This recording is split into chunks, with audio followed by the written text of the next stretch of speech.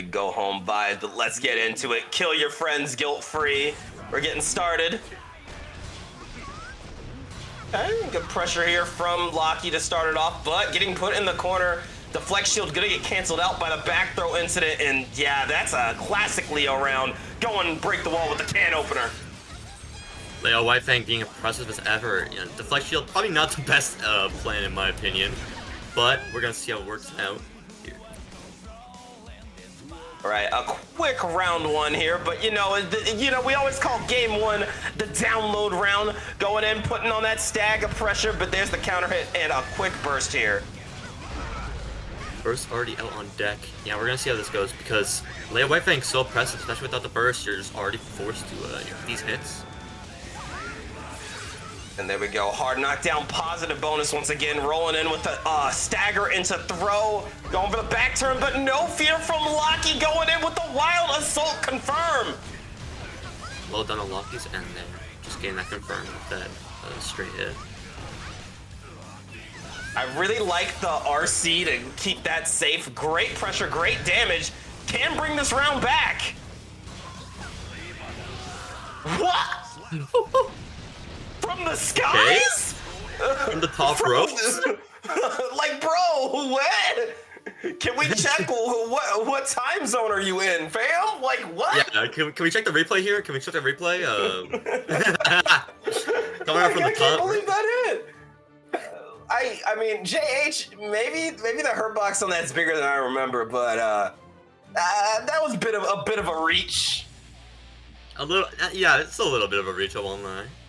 But you know, we take what we get, we don't get upset, and we head into the next game. Absolutely, and giving credit where it's due, that was a great round from Lag Spike, but you could definitely see Locky starting to get a little more comfortable near the end there until, you know, the Super decided their turn was over. Yeah, and we're gonna see how this round start goes. Oh, look at that, already using the bomb just to get past that round start. Oh, okay, good evasion there, going for the bomb again. And there we go, Rekka time, got a bar of gauge. And again with the grenade, shut down by Close Slash. Amazing Close Slash from Lag Spike. Trying to go for the neutral skip with the PRC, doesn't work out. You're gonna have to eat this damage, especially with the hard knockdown of the wall break. Yeah, here we go, the can opener super rolling out with the hard knockdown positive bonus. Taking a trip to Blender City, perhaps. No, we're gonna mash out. Oh, the flash kick coming out just to beat that cross up. 100 meter, yep. Leo White Fang, HDP gets RC'd into the confirmed kill. As a fellow LFL player myself, let me just say, this matchup sucks. I'm impressed Locky's doing all this. Really, sleeper top tier Leo White Fang has a matchup good for him. Oh, wow. I know, right? The air to air. Going in for the Rekka again, a little safe jump, throwing out the Rekka one more time, guesses right, throwing out the grenade, and there's a little throw, not enough meter for an RC, but hey, guess again, got another throw, and that's a round on the board for DXG Zone. Such like suffocating pressure with those throws especially. I mean, you're probably going to want to block these 50-50s, but you ready for the strike throw? That's the question. That's the real question of the matter, but here we go with the stagger, throwing out the slashes, and called out the grenade. Going in with the ping pong combos. Volcano coming out into the can opener once again. Yeah, we're seeing a lot of can openers here just get these hard knockdowns. Oh, the whip on the throw is so bad here. You're gonna have to burst and keep Locky in the corner. Deflect shield? He used the burst for deflect shield. 6P into grenade pickup. We're not giving up yet. I love the choice here, but the issue is, yep, there's the DP. Baits it successfully though. This is gonna hurt. Okay, one more guess on either side here. This is so close, but the JH missing the confirm. Nice jump out, calls out the guard crush, or the guard point, and Locky able to save it with a point on the board. Such a close game there. We saw the unfortunate miss on the confirm of the JH, and that really just came back to bite Lag Spike. Yeah, no, that drop there was just so detrimental, but it happens, and even if, like, the drop didn't happen, Locky still had burst in the tank. So there was a lot of good awareness of situations here from Locky. Yeah, I entirely agree. Locky is certainly noticing what needs to be done and how to play, especially with these deflect shields. Actually making the mechanic work, it's a rare sight to see.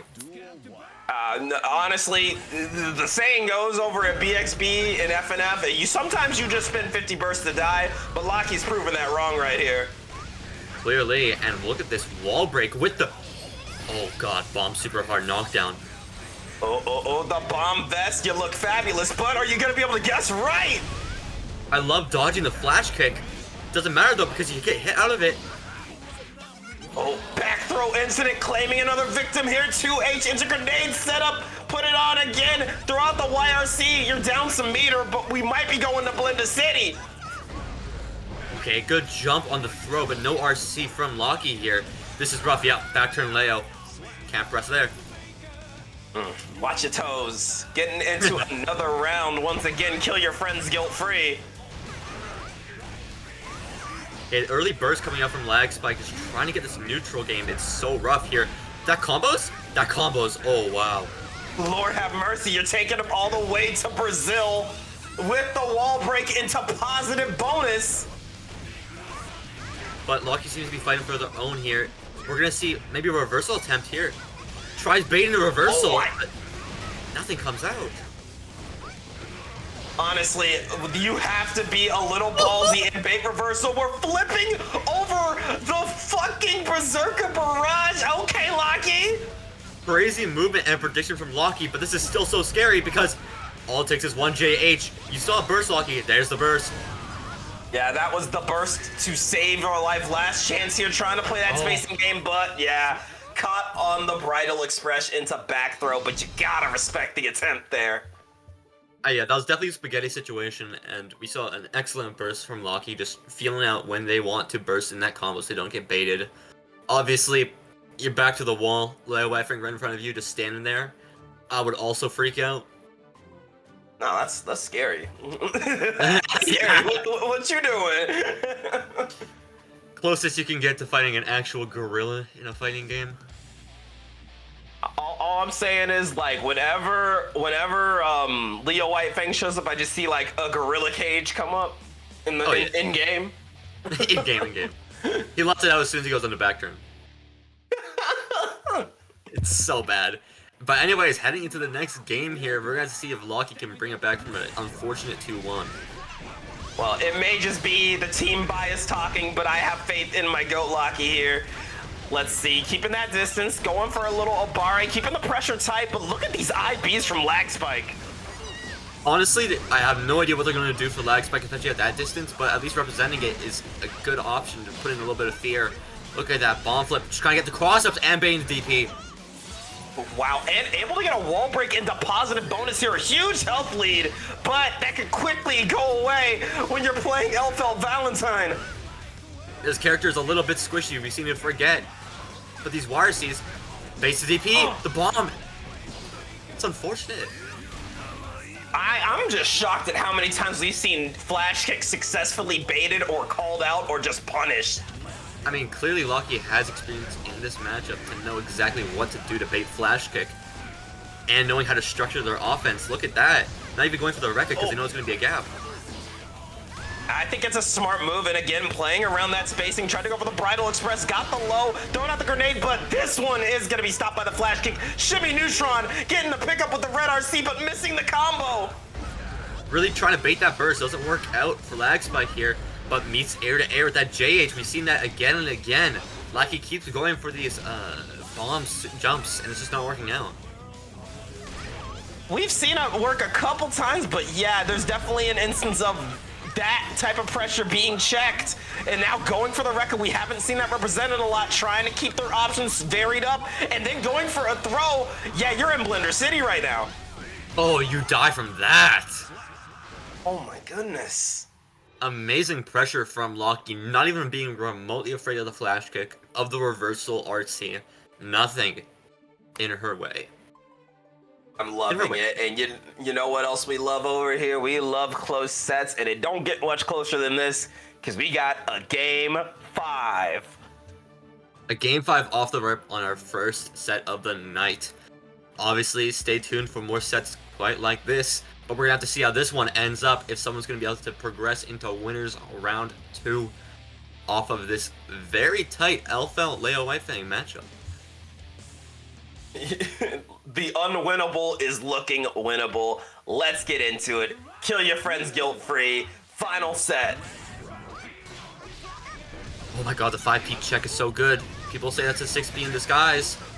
I mean, they're right. We're throwing out some bullets. Tried to go in for the Bridal Express, but met with a back throw incident. We're in Blender City. Oh, you so die here. No matter what, even with the reset, you're forced to block all of this. Yep, 100-meter light thing. So rough. That point here for Lag Spike. That was definitely a Leo round, but it's not over yet. We say not over yet, but Locky still doesn't have burst, and these backdashes are getting way too aggressive. Oh, but hey, we blocked the volcano hit. Trying to go for the flex shield, but oh no! Candle burn time, baby. Getting that hard knockdown, wall break, positive bonus. Looking all good for Lag Spike here. Oh, but avoiding the dust. Goes for the RC to cancel out the guard point. Burst is off the table, but this is still a guess for game situation here for Locky. The flex shield doesn't matter because of RC, and then catching the backdash with the close slash. An amazing set for Lag Spike, bringing it back even after the close game 5. Yeah, a really good set overall, and yeah, Lag Spike definitely took it, but you gotta give credit where it's due to Locky. That was an insanely close set to bring it to game 5. We're gonna see how this round start works though. Hey, starting with the 3K, which, you know, I definitely respect. You got to make sure people are checking the lows. Splitting over the Arbiter side, and there we go. Like I said, counter at 5H. Chillin' definitely going to burst right out of that. That is the move. You do not want to hold a counter at 5H that early. Yeah, very respectful burst. Oh my god, just throwing at these 5Hs. Truly representing that in my opinion, broken bust. And respectfully, and going for the 3K. No. If we're talking 5K, 5H, I can't defend that. That shit's fucked up.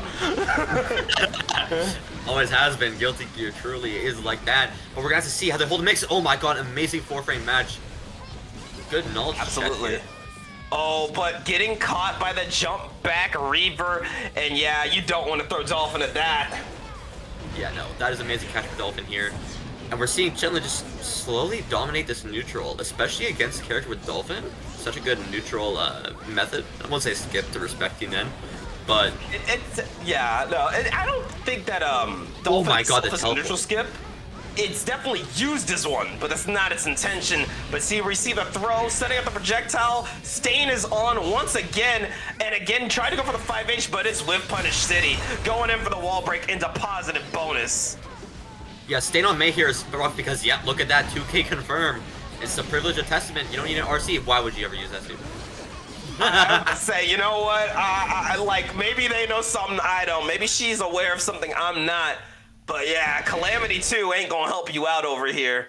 But the 6P will. You're gonna secure game 1 over Mute.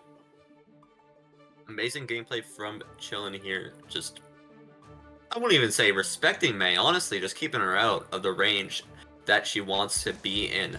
And just keeping those Grave Reapers, you know, keeping all those zoning tools to put pressure in close distance and far distance. We're going to have to see how this plays in the next match. Yeah, definitely. Something I noticed already is we're seeing Mute go for a lot of 5H or maybe buttons that you need the opponent to be a little closer to get an actual hit off of. And you can see Chillin's definitely taking advantage of that, keeping Stain State on, playing a more heavy with Punish game. And that definitely seems to be helping her right now. Yeah, no, I agree entirely. The Stain State is doing a lot for Chillin'. But look at that Wild Assault to catch whatever option he was looking for there. And here we go. We're going to send out the Succubis. Girls. Get you some Stain State. And not just that, some hard knockdown and positive bonus. Amazing FZ break, but the throw gets read by Muty here. Donate? Oh, wow. The Totsugeki missing there. Great use of up Dolphin, but again, a few too many 5Hs. Gets caught on the up Reaper into a nice Arbiter confirm. That is 7 golden letters for Chillin'. Amazing gameplay from Chillin' here, but Totsugeki catching that backdash. Air backdash. They'll try to catch them with the JH, but not gonna work out. 2K2D, a little plink. Big 5H, but once again, Chillin' gonna go for the burst. Again, you do not want to hold a 5H counter hit route. Yeah, I love just pressing close slash there, believing that they're not going to try to tech throw. This kills. No, it does not. Testament Toffee? I mean, here we go, throwing out the projectiles, avoiding the teleport, but once again going for the 5H. Chillin has been staying out of the way, but that 2S is gonna save you. Projectile startup just a little too slow there.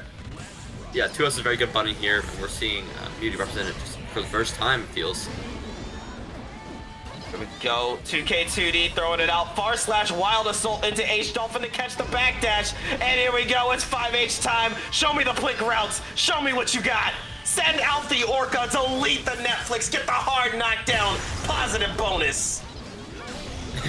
Oh, the bait on the reversal with the Totsugeki jump. Amazing knowledge from Muty here just to believe that Chillin sees something we clearly do not in that reversal super. Yeah, there is so many aspects of split you have to look out for. You could land same side, you could land other side, you could go high, you could go low. So yeah, when you got hard knockdown against May, sometimes the best thing to do is just block. I respect it a lot, especially with this character, just, you know, 4-way, high-low, left-right mix that can be prevalent, especially off of any knockdown. Here we go, getting into game number 3. And starting with a 5K, I definitely like the use there. A lot of times people will ask, hey, how do you check May Dolphin? And I'll tell you, everyone says 6P, but let me tell you, they're wrong. You want to go for those 5Ps, those 2Ps, those 5Ks, those low committal normals that you can get a lot of little routes off of. Yeah, I agree entirely, but look at Beauty just trying to navigate through this pressure. Just jumping on and off these Totsugekis. Absolutely. And here we go, wild assault, but nice YRC getting the 2K2D. Tried to throw out the 5H, but no luck. Here's another pickup from Chillin, and no Succubi. Gonna send out the projectile, get a little setup going, calls out the deflect shield, and gets the close slash from the other side. Let me know if you got mixed. Do you block that one? Because I clearly do not. Oh wow, amazing catch with the crow there. Okay, trying to wait out the stain here, but there's the Dolphin pop-up. You got extra airtime, sending you flying 5K into the corner right now, holding all the Testament pressure. Tap does caught on the stain. Hit me with the girls, girls, girls again. Succubi routes that, you know, staying hard knockdown positive bonus. This is looking rougher and rougher for Muty here, especially with their burst just barely coming back right about now. Not enough time. Ugh. Oh, that's Gore. That's Gore of my comfort character. Somebody send some help. Send help! That's Gore of my uncomfort character. I'm happy there, okay? As far as I'm concerned, that's a good day for me, and a good day for Chillin, clearly taking this game under their belt, leading 2-1 against Muty. I have to say, I gotta give credit to Chillin here. It is very easy to get stressed out in a set against May, and I really like the hang backness she is using a lot of stay in state, not afraid to just give them the distance. I know a lot of people like to bum rush May. It's not the move here. Yeah, definitely. Chillin's respecting that. Hello to people who are coming into the chat, including McFly. Hello there. We're popping into a match, yeah. We're here with, honestly, a quite interesting matchup here. Testament versus May going into the 4th game right now, but look at this routing. Oh, but the slight drop off of the 2H is so unfortunate. That gives Chillin a chance to bring it back. That could have been a May round right there. Definitely, I agree entirely, but, I mean, this is enough. Just getting the basic confirms into the RC, making sure it works, you know. Here we go, once again, starting with the up Dolphin, a nice start, trying to go for the 3K, good backdash here from Chillin. Seeing this controlling, dominating neutral, yet to get hit by an Arbiter Sign full screen. Oh, and the head jump back there, got caught by the teleport, and yeah, that is the 5H killer right there. Testament 2H going for the vacuum and setting up something. I think 5H being used by Muty here just a little bit too close, but we route into the Succubi. Super, hit it, and then. There we go, the pickup once again with the stain state. Enough to get the wall break, but not enough to kill. We got a almost full stick of butter here, going for the RC, take you to the other side. Sets up the beach ball. Oh my god, mashing with the 2P there is so scary, especially against May pressure. What's the stagger looking like? And you can really see it. And checked the 2P. You have to burst here. Last chance for Chillin, using that Arbiter sign just once to end the round. Did you see the damage that H button did? I know all too well. Okay, we're seeing some Grave Reaper neutral here, just trying to live out these. Oh no, never mind. You're not living. Here we go. 5H, my beloved, going for a nice little plink route, and Orca delete their Netflix. Get the hard knockdown, positive bonus. That is 70% of your health. Oh my god, the deflect shield does nothing as Muty whiffs, it seems. Gonna route into no super, just going for the zoning here, especially against Muty with 15 meter. They can make anything work.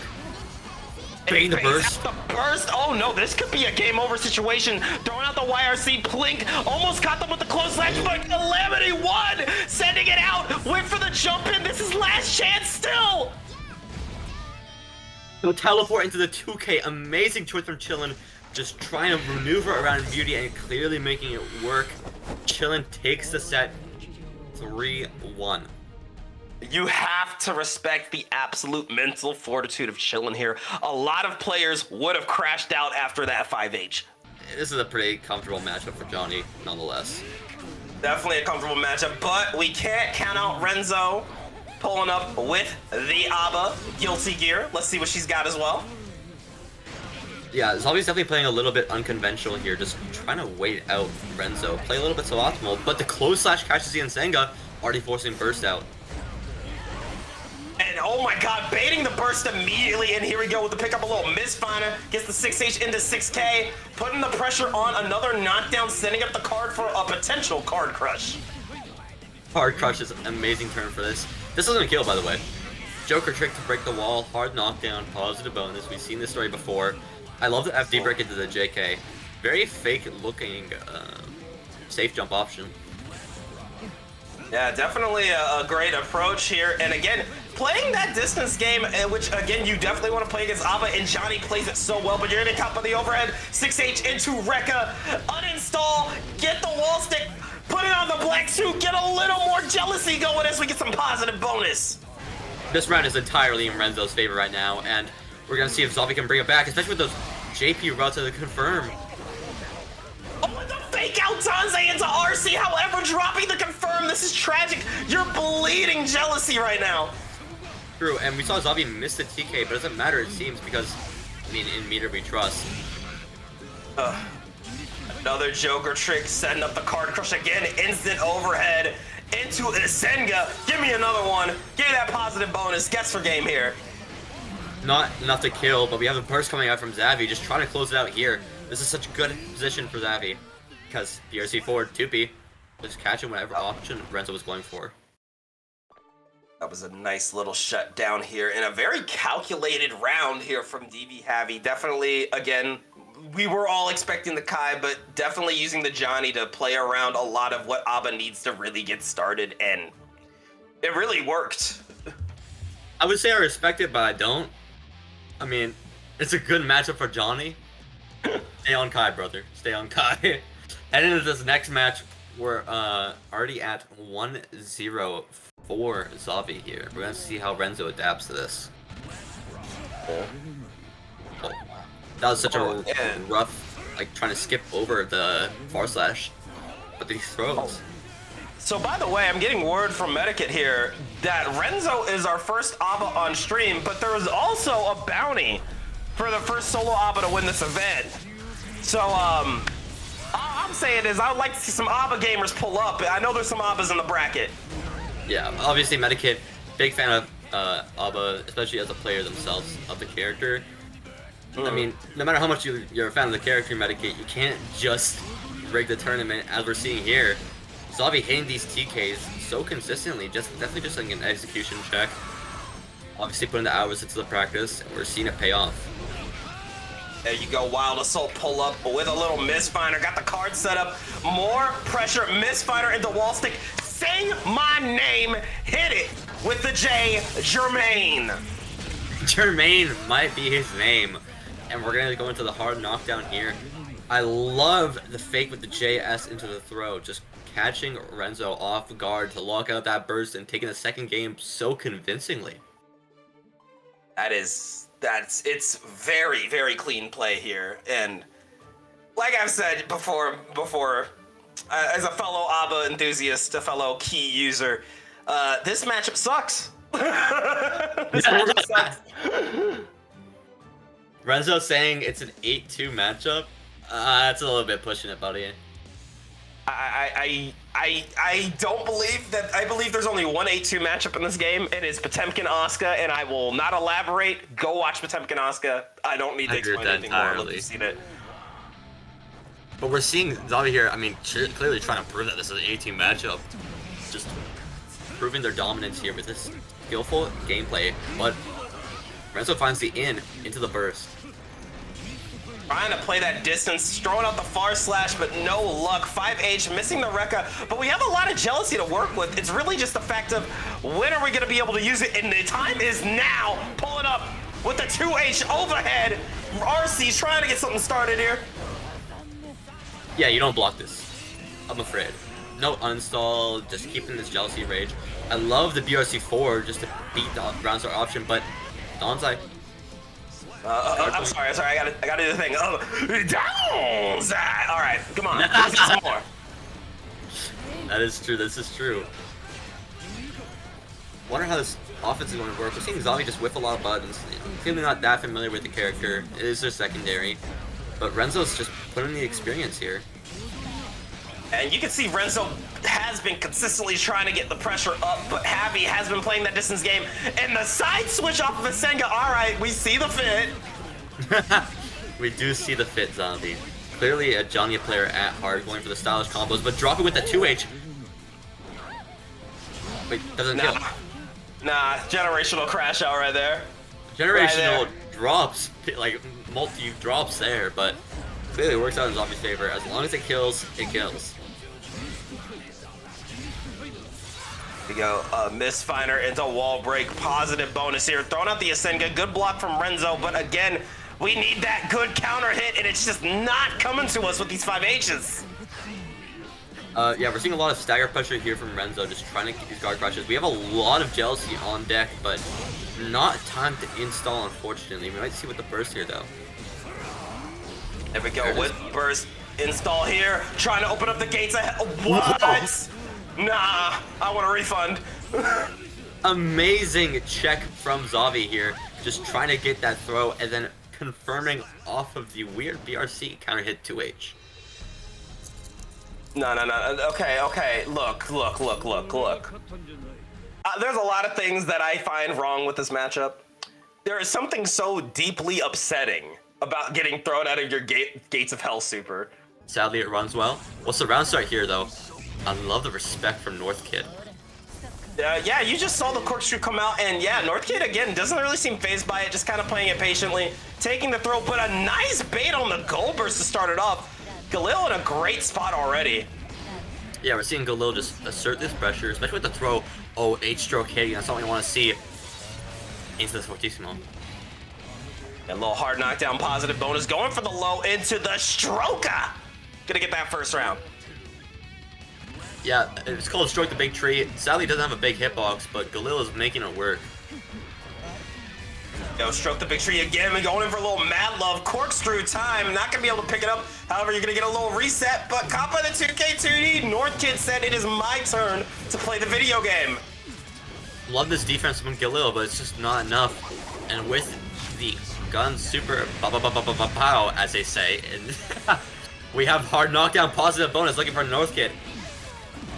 There we go, the safe jump into the air throw, send him a message, send it out, trying to kick the shins, gets the pick up here, and once again, the gun super, we're making that money with some Deus Ex money.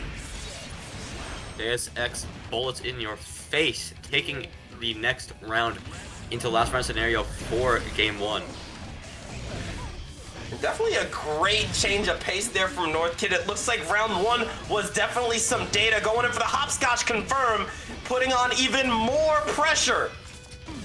I love the backdash off the 6K, but it's not enough. Hyper Chaos applying this pressure. It's a little, not that much focus, unfortunately, but the hard knockdown is going to give North Kid enough time to do whatever they want. Deus Ex money, refilling the bullets, going in for that was definitely supposed to be a deflect shield, but the Wild Assault happy accident there, but it's not enough to save you the haymaker punch. Going to secure game 1 for North Kid. North Kid clearly just thought, you know, maybe using bullets is a little bit too much here. We can just go with the straight hooker. And it worked out in their favor.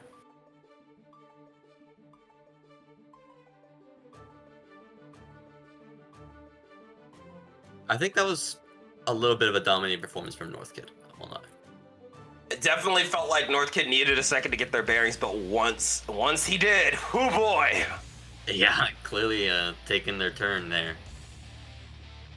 I mean, both these players seem very experienced, you know? Mm-hmm.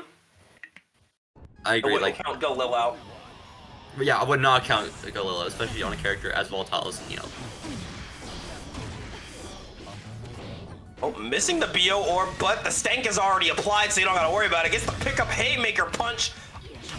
Takes the ADD meds, and we're going for some Deuce X money once again. Hard knockdown, positive bonus here. It is looking all North Kid. This is so rough for Galil, especially with this pressure, but I love the tick throws here. Fuzzy PRC overhead. X money again. Don't you have enough funds? No, clearly not. Never enough, especially for North Kid here. Just greeting for these supers. I love the gameplay. Here we go. Try to go for the chemical love. Met with the Abate. Baits out the burst. Our burst. That is so rough for Lil Galil here. The little caught by another counter hit. Got the wall. Oh, missed the confirm, but we still are playing the game. And once again, we're making the money with some Deuce X money. There's X pulls in your face. Clearly, North Kid cannot get enough of these funds. Oh, dude, it must be payday. Oh wait, wrong bracket, but still, you get the point. It must be payday with the amount of Deuce X monies we're seeing up in here. Yeah, I agree entirely. We're seeing a lot of aggression from North Kid, just punishing all these unfortunate decisions that we're seeing Galil make, especially with those bursts. It's not what you want to see. One more chance here for Lil Galil. It's not over till it's over, but that haymaker punch does not start the round off well. Yeah, this is already looking a little bit rough, but Galil taking the turn back.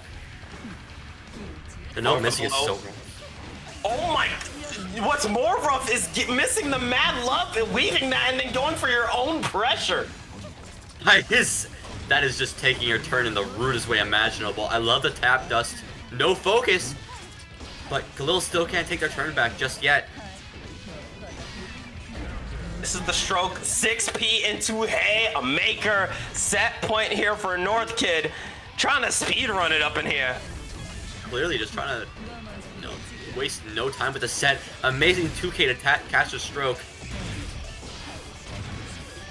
Oh, and again, the knockdown. Tried to pull up. Nice backdash into back throw incident. Gets the low. Tried to go for a pickup, but stopped in their tracks with the burst. Not enough, though. Look at North Kid with these rolls. Just keep going back and forth, back and forth. Oh, but here we go. A little Fortissimo said, I am not done yet. Goes for a side switch of their own. And here we go. Trying to get the open up again. Stroke the big tree. And that is a round for Galil. Amazing comeback from Galil there. Just trying to hang on for dear life against the menace that is Happy Chaos. Good backdash, but caught instantly off a stroke with the... Just the 2K. My goodness, this pressure is so suffocating. Letting the clip run out. Out of bullets, though. Got one in the chamber. One in the chamber is all North Kid needs, though. Look at that. Bringing that back. Oh my god, the fuzzy. Oof. You know, gun down at Council of 3. More at 11 with a clean 3-0 win for North Kid. You know, classic Happy Chaos. You know, you might see him on the news every so often, but he's just a friendly fellow. I think there definitely will be some violence, especially on this round start that's coming right up. Skip past the intro, no need for a little bit of foreplay, just going right into this action. And going in for a jump in JH into a nice little confirm, the dash throw, the Geo classic, already putting on the pressure. Not a bad time to burst at all. Yeah, bursting there, good option. Just trying to hold your own on the long range. I love the tornado. Oh, and calling out the spiral arrow with the JS said, stay in your lane, Geo. Don't try overextending here, buddy. Because we're seeing a lot of these zoning tools. I mean, the just block's not going to do much for SNKs. Just trying to make their way in. And here we go, a little doggo kick just to keep that pressure, but getting caught by the sickle storm. And calling out the throw. That super does not enough damage, I'm afraid. But look at this zoning with the JPs. Thanks.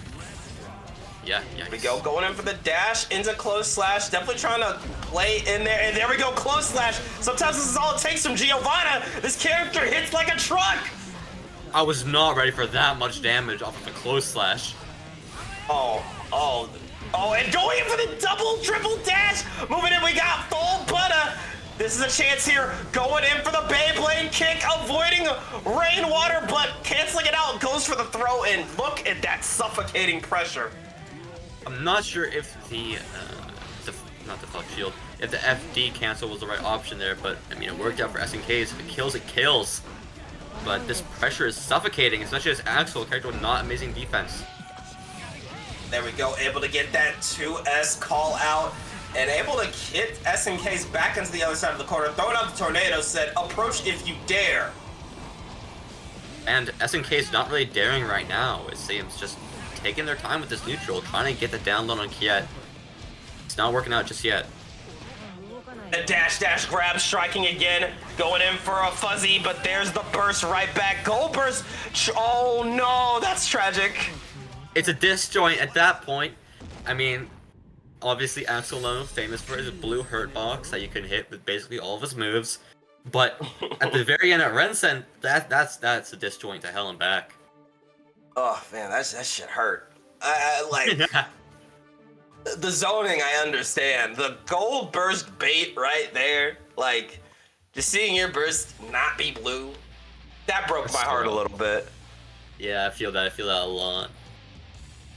It's not what you want to see, especially even going for such an aggressive option here. But, I mean, it's not over till it's over. We're only one game in, aren't we? Absolutely, and even though Kiet did win that, there were still a lot of close calls, and again, it really just comes down to, with SNKs, can I get that hit? And if I do, are you living through it? And we're seeing just some good, solid strike throw here from SNKs. Oh, wow. Tekken throw loops? Tekken throw loops? Yo, what game are we watching again? That was Street Fighter for a second. Going in for the dive kick. Secures the round here. Signs of life here from SNKs. Yeah, so I meant to say Street Fighter there because, you know, clearly Guilty Gear is not quite like the other games, but we're seeing a little bit of similarity here. Put out again. Rensen after Rensen gets the pickup with the propeller. Helicopter, throwing it out. And there we go, another Rensen. 7 golden letters here for Kiet, playing such a great neutral game. Amazing neutral, and just running into this pressure immediately, though. SNKs clearly taking advantage of Kiet's lack of good strike throw gameplay. It definitely does seem like when SNKs gets in, Kiet just kind of falls apart. But here we go, dive kick super, once again getting blocked, but a nice jump out. One more time, but the 6P gonna shut it down, trying to stay in Kiet's face, but you can only do that for so long. The dash cancel off the close slash, maybe not the right idea from SNKs, and we're back to just long-range neutral, exactly where Kiet wants to be. There we go, another pickup. This is a burst, a last chance, do or die moment here. Going in for the Cheval, going for the throw. One more guess will do it on either side, but we're gonna throw out the stanky leg. The 5K gonna secure Kiet another point on the board. I love to check with the 5K, just keeping Giovanna out of bay with that stanky leg, as Ninja said. Amazing defensive options from Kiet, making work what they can. Especially with a character like Axel, defense is usually just not the player's strong suit, not to mention the character's strong suit. Absolutely not. I mean, we've seen it time and time again throughout the set. Kiet has been able to scrape through these rounds, but they're not getting out unscathed. I mean, a lot of times we've seen SNKs get a hit, and that could be a good 60 to 70 health depending on the tension. And, I mean, tension be damned, you're just still forced to hold all this, you know, full screen pressure with these Rensens. This has just been so difficult for SNKs to find their way in. And there we go, tornado into throw. I am so plus. True as that. Hold on plus frames. Oh my god, not ready to cancel off the clash with the 2P. But Kiet was ready while SNKs was not. Alright, another page to the manifesto. 2P beating Geo Dive Kick. Yeah, it's gotta get a chapter. 2P doing war crimes for Axel here. Oh wow, the empty jump into the throw. And another throw? Hey, see, you know, Kiet saying, hey, y'all were saying I don't got no strike throw. Definitely seeing the strike throw now. Gets to pick up red RC into the JH. 3-0 win for Kiet. Wow, that went by in a flash, just as Kiet seemed to want. I mean, I know Axel's a zoner, but still, that set went by very, very fast. Yeah, that was an insanely quick game. And none of y'all can respect thematics, theatrics even. You know, anyways, the time and effort Guilty Gear and producers put in, but you know what they didn't put effort in? Balancing a Mappa Hunch. Yeah, Mappa Hunch, a nice start here, and forcing King Koa to burst early, but going for the 5H to check you. Trying to go for the jump in, 5H again into the Rekka, going for a quick uninstall. Gonna see if we can get a little jealousy going here. Good pressure from Koa, forcing you into the corner. Another key grab, another going in for the Rekka. Full jealousy right here. Doesn't matter though, YRC is the pile bunker side switch. You're gonna be draining meter for a while here. No, the Donzai. It's the pickup again, but misses the route, but another Donzai gets the 5H into round win. That is a round for the ABBA gang. ABBA gang gamers rise up. The throw in the Master's Hammer, amazing awareness from King Koa, just being able to react to that. There we go, 5K into the dash, said you are not getting away from me. You're going to have to burst here if you want to get away. Here we have another Donzai just trying to get his wall stick wall break. Positive bonus. This is a lot of jealousy. But ripping the Donzai's off this round start, just not what you want to see. And we've seen some really patient play from Toito, but it's only going to matter for so long. The Donzai, once again, sealing the deal for King Koa on game 1. I mean, that was dominating. I think King Koa, you know, showed a lot of disrespect, in my opinion, for Slayer gameplay, and only punished him once with that YRC pile bunker side switch. But no time to hesitate. Portal just running right into the next match, staying on Slayer, you know, believing in the pile bunker. I can definitely see an attempt to try to slow down the pace of the game, because when you're fighting ABBA, playing at ABBA's pace is the most terrifying thing you could possibly do.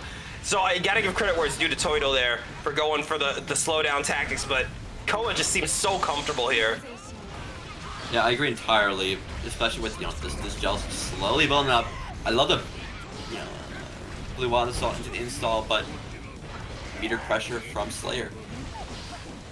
Here we go, trying to go for the safe jump, but not gonna matter, and you are not getting your bite today. But we are gonna be getting some key grab and jealousy going in for the overhead. Nice pickup here with the JD, going in for the wall break and a positive bonus.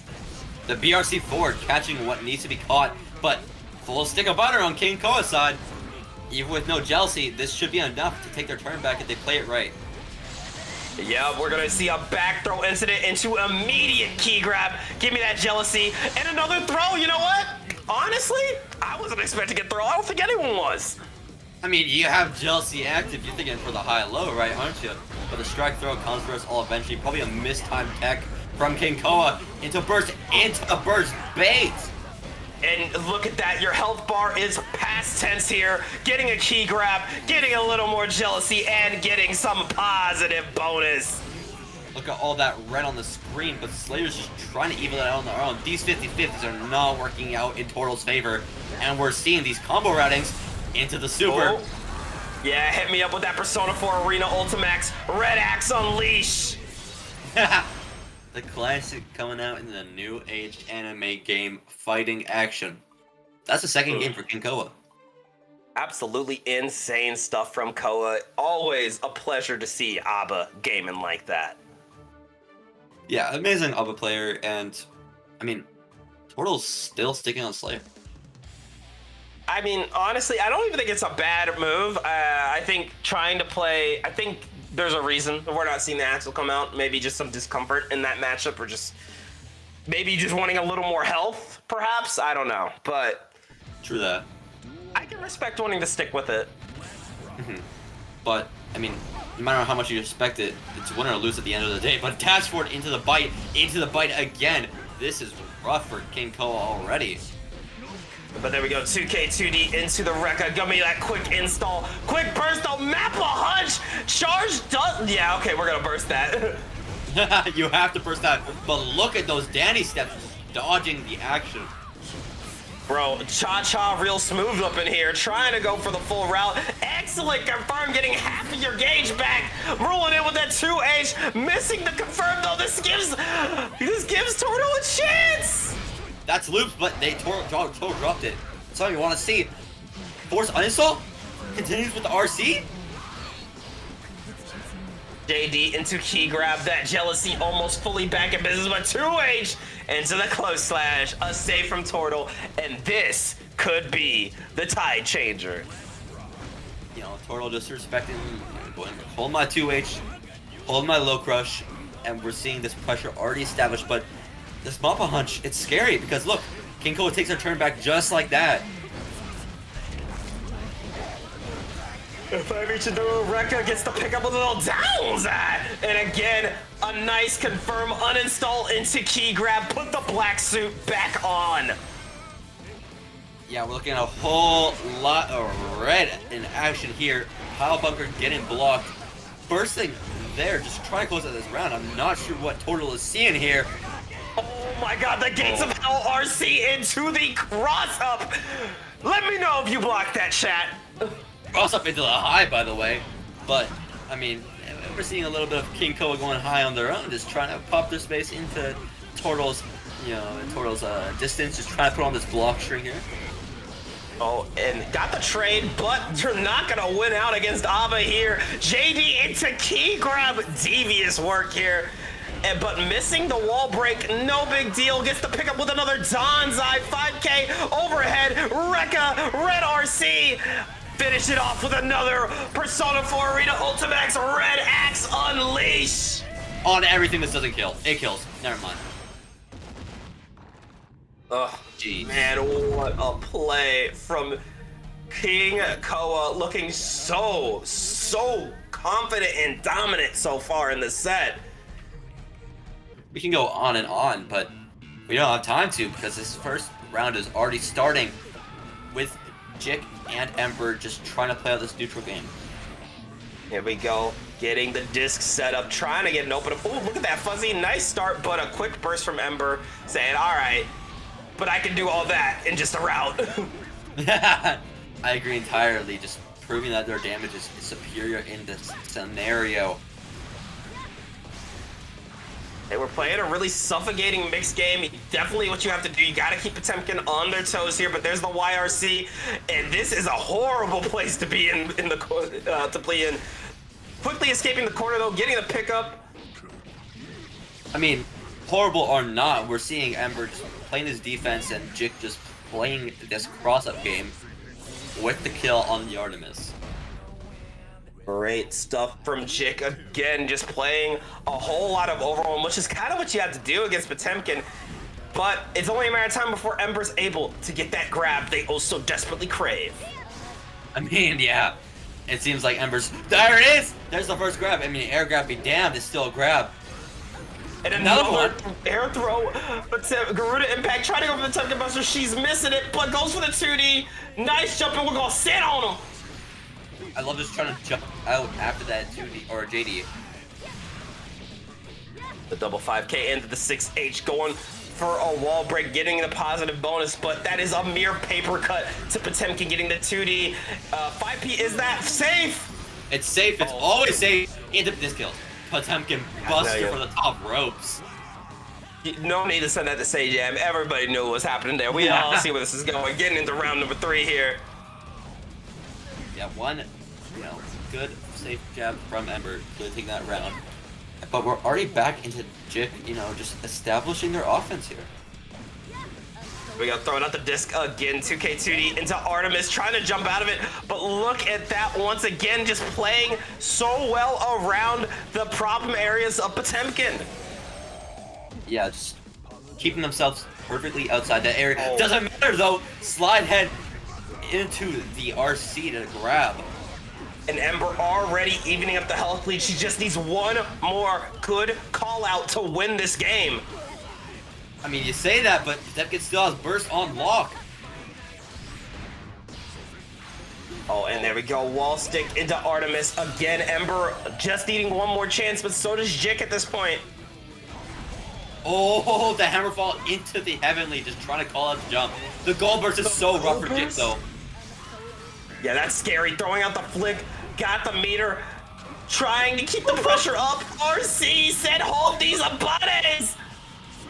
Oh God, but the movement from Jik getting expertly around Ember and just routing into that 2K to kill.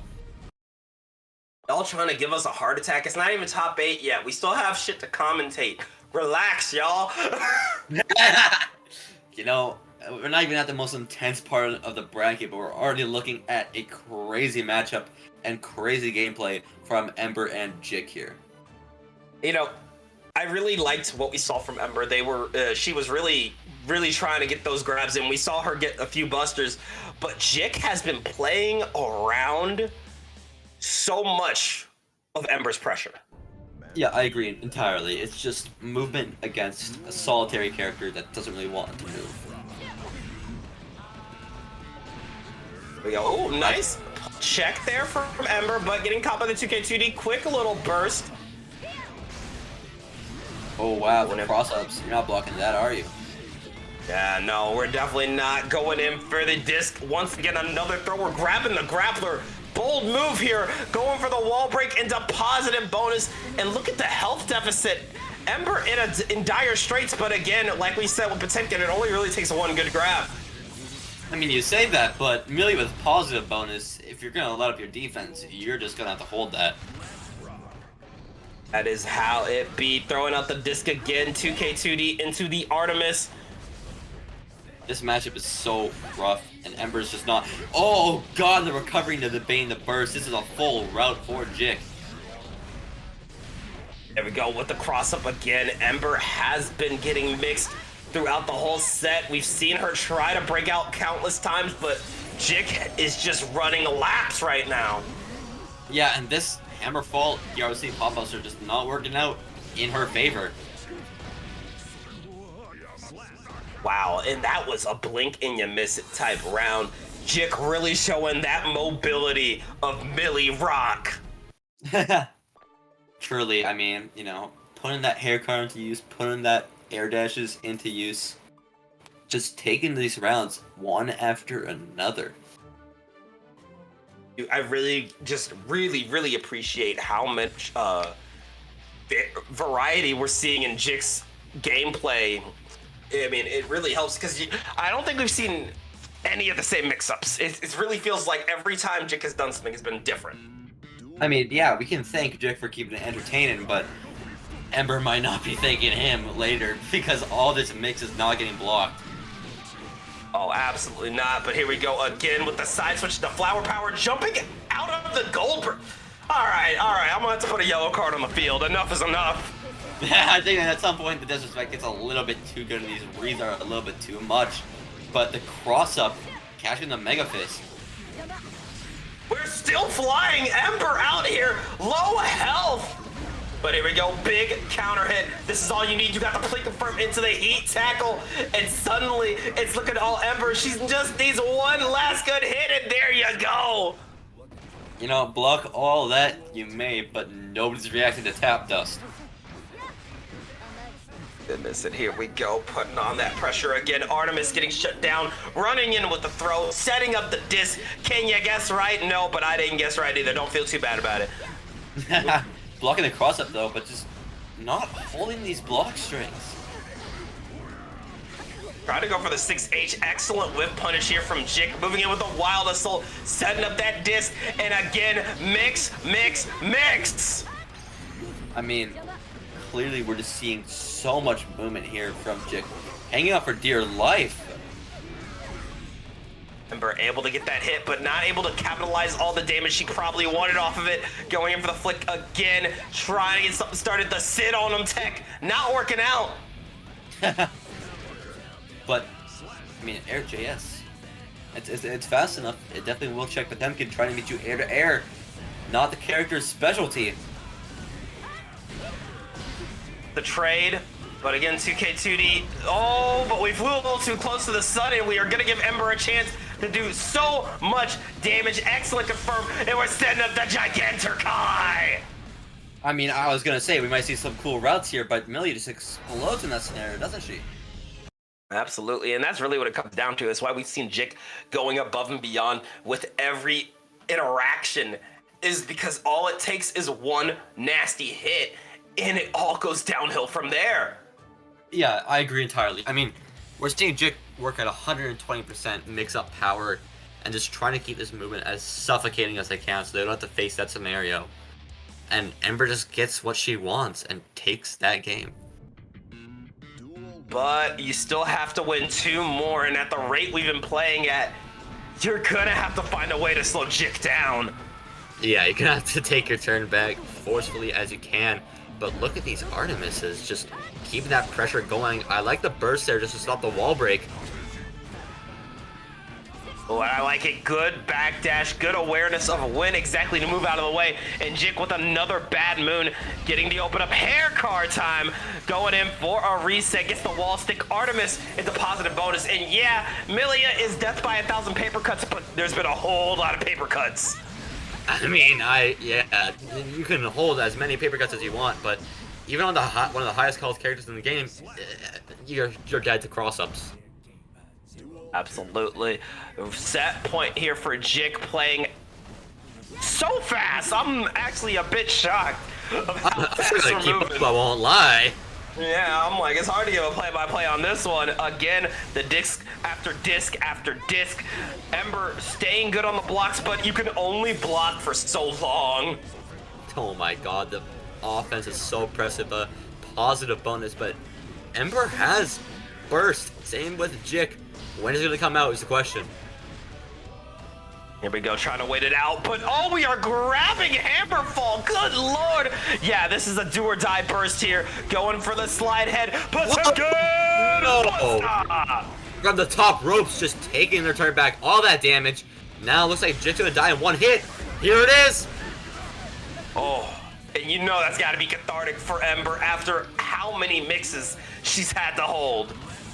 Yeah, I agree entirely, just, you know, or slide head, or yeah, slide head into Gigantic Kind, just doing what she wants to do and taking that turn back.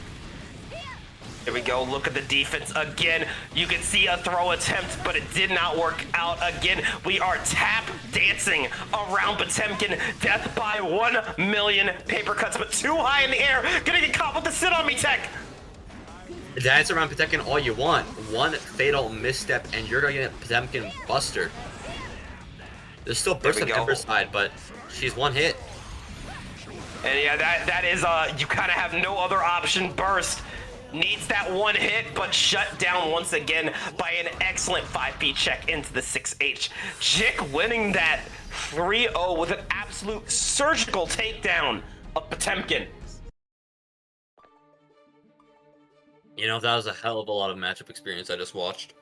And you know, it's been a little running gag for me that this bracket, because it is so Gold Lewis, Gold Lewis has been such a star of this bracket that it's not Mr. Bad Guy's Wild Ride, it is Gold Lewis's Sane Cruise here, but let's see if we're gonna see the cruise today. I mean, yeah, we've had a lot of Gold Lewis's take grands, you know, including those honestly being in those top 8s consistently. But depending on how this team code works, these players are probably very familiar with each other's playstyles. You know what I'm familiar with? Behemoth Typhoon into full risk, into counter hit, into yeah, you better burst. I love the block on the gun. making sure you don't get checked by Gold Lewis's small privileges here and there. Oh, the minion attacking from the backside. Here we go. Nice IB from Lasagna Slayer. However, Joseph the Brownie setting up another minion, but having all this YRC. Nice evasion there. Looked like a misinput on the Behemoth, and that could do a lot for Joe. I mean, sure, but White Wild Assault is still White Wild Assault even after the nerfs. Here it is again.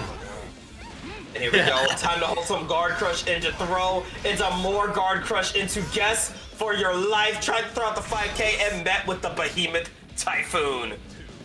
I think for your life is a little bit of an understatement for your sanity at that point. Oh my god, you might be onto something, but you know, is it safe to say this is a dead Jacko almost? Yeah, this is a pretty dead Jacko. At least she's dead in one hit, but you know who's not dead in one hit? Lasagna Slayer just taking these blocks, but look at that tornado round and round into the kill. Oh my god, something big damage, something more interaction, something great round from Lasagna Slayer. something Behemoth Typhoon cancel. Oh god. Why?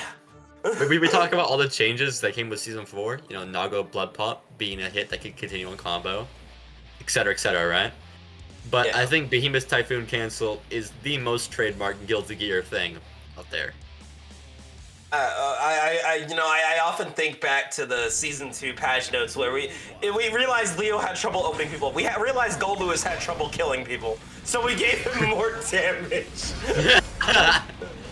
Truth is out there, but you know what's not out there? Joe Brownie's health at this point.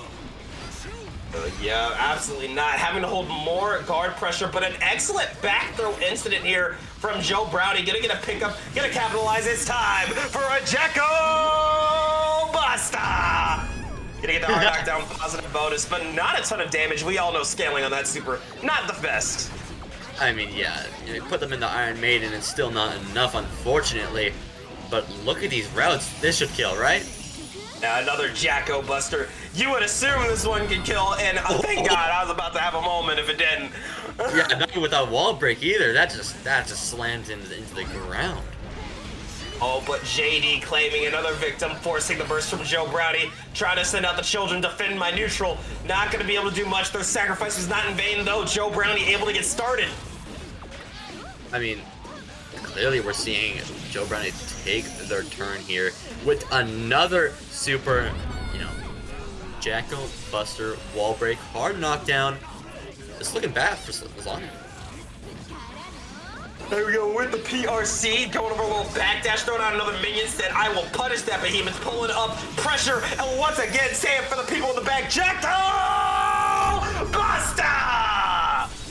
Yeah, you may say that with such intensity, but it's not enough to kill. Gold Lewis health is pushing through, and there's White Wild Assault. And there we go. 1, 2, 3. I need more. You're dead. Yeah, no. Full turn? No full turn. Doesn't matter. It's still gonna kill. And you know what? Here's my hot take of the day, although I don't know if it's very hot. That super's name should have been Kiss of Death. Just saying. Oh yeah, then just play the Kiss of Death title screen right after. See, you see the vision, right? I see the vision, but come on. It would have been so cool. We have drone neutral coming back. No, jumping straight over. Why did you not try to control the airspace, especially with drone active? Here we go, sending out the lows, 2K2D into tap, Dust gets the wall stick, not enough meter for the Buster, but we are gonna go for a tap Dust, and this is guess for game here, but White Wild Assault coming in hot and heavy. You're going to have to hold even more guard crush, but an excellent back throw, saving Joe Brownie and tying up the score 1-1.